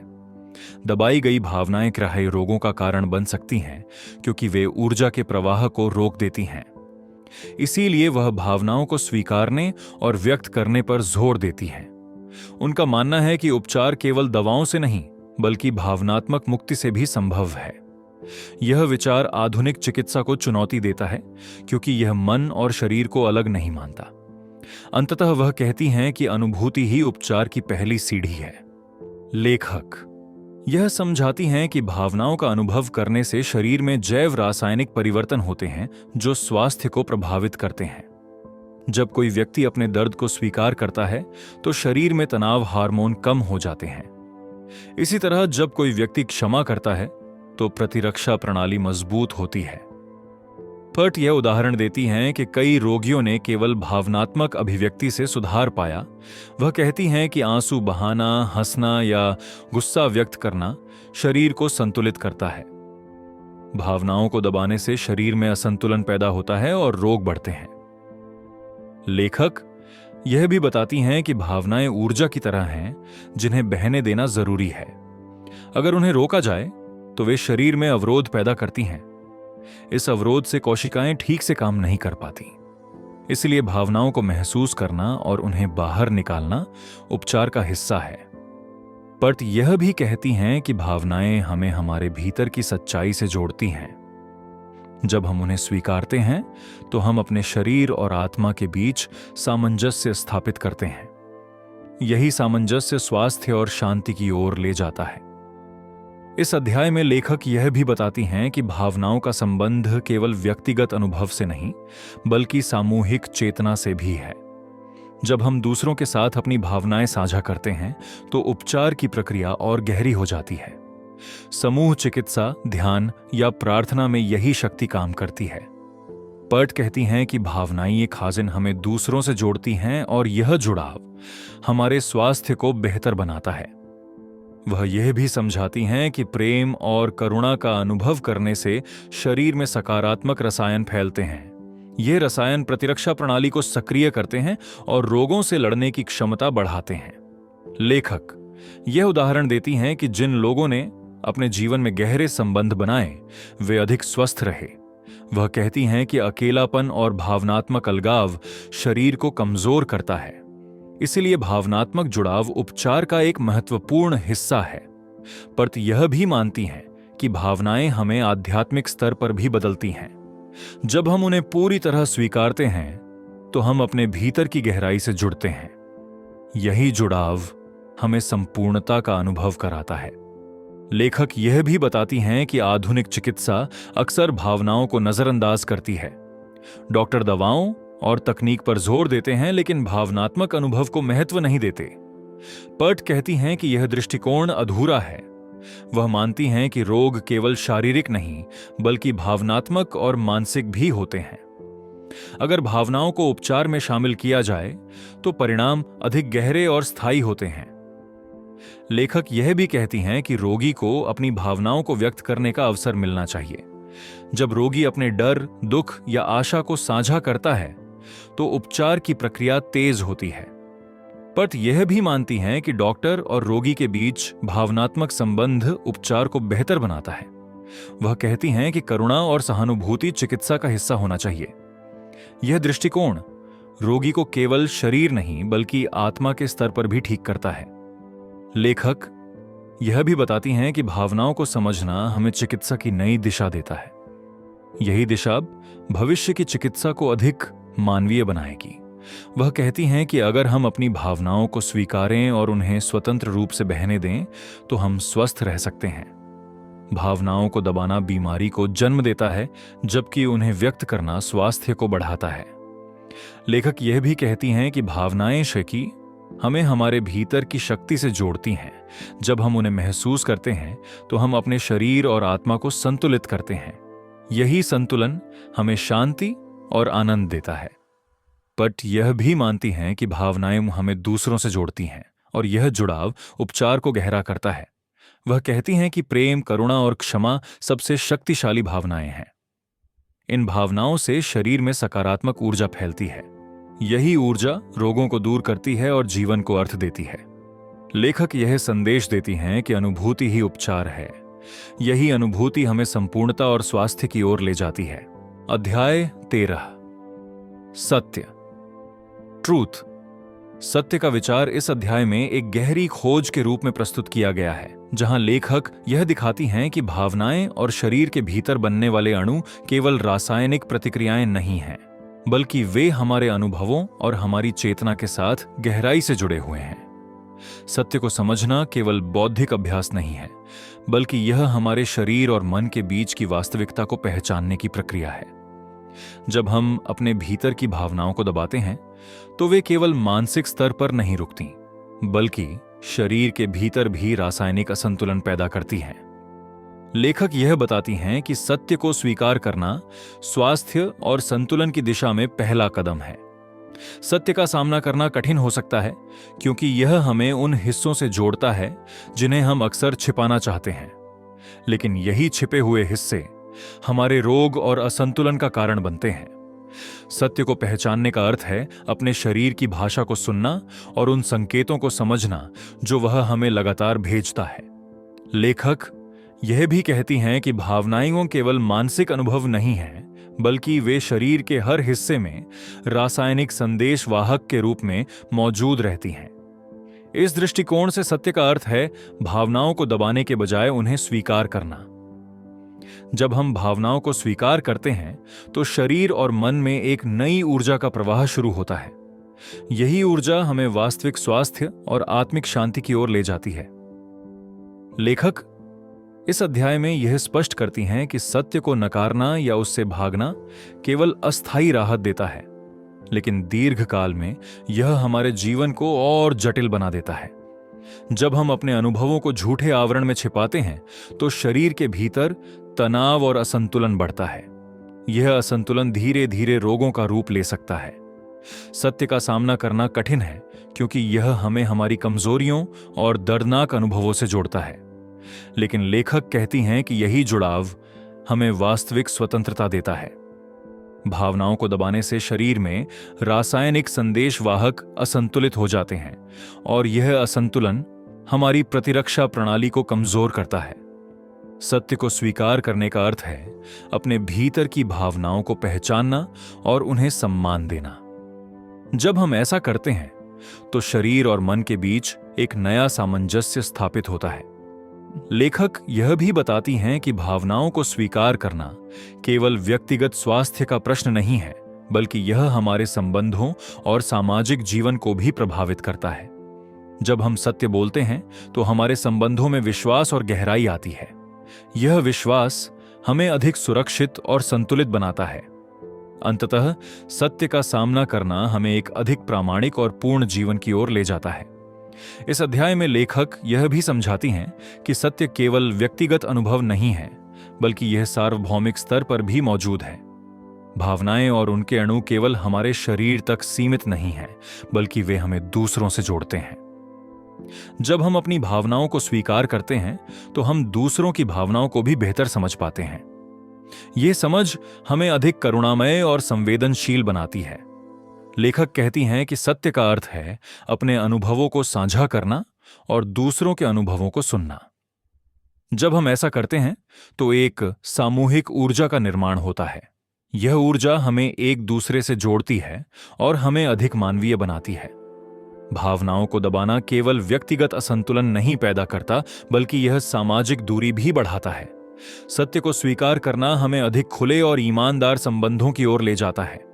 लेखक यह भी बताती हैं कि भावनाओं का रासायनिक आधार हमें यह समझने में मदद करता है कि हम सब एक ही जैविक और भावनात्मक तंत्र का हिस्सा हैं। इस दृष्टिकोण से सत्य केवल व्यक्तिगत नहीं, बल्कि सामूहिक स्वास्थ्य का भी आधार है। जब हम सत्य को स्वीकार करते हैं, तो हम एक अधिक सामंजस्यपूर्ण समाज का निर्माण करते हैं। लेखक इस अध्याय में यह भी बताती हैं कि सत्य का सामना करना साहस की मांग करता है। यह साहस हमें अपने भीतर की गहराइयों में उतरने और उन हिस्सों को स्वीकार करने की शक्ति देता है जिन्हें हम अक्सर नकारते हैं। जब हम अपने दर्द और भय को स्वीकार करते हैं, तो वे धीरे धीरे शक्ति में बदल जाते हैं। यह शक्ति हमें अधिक आत्मविश्वासी और संतुलित बनाती है। लेखक कहती हैं कि सत्य को स्वीकार करना केवल मानसिक साहस नहीं है, बल्कि यह शरीर के भीतर भी एक नई ऊर्जा का निर्माण करता है। यह ऊर्जा हमें रोगों से लड़ने और स्वस्थ रहने में मदद करती है। सत्य का सामना करना हमें अधिक प्रामाणिक बनाता है, क्योंकि यह हमें हमारे वास्तविक स्वरूप से जोड़ता है। जब हम अपने वास्तविक स्वरूप को स्वीकार करते हैं, तो हम अधिक स्वतंत्र और शांत महसूस करते हैं। लेखक यह भी बताती हैं कि सत्य को स्वीकार करना हमें आध्यात्मिक स्तर पर भी गहराई देता है। यह गहराई हमें जीवन के अर्थ और उद्देश्य को समझने में मदद करती है। अंततः सत्य का सामना करना हमें एक अधिक पूर्ण और संतुलित जीवन की ओर ले जाता है।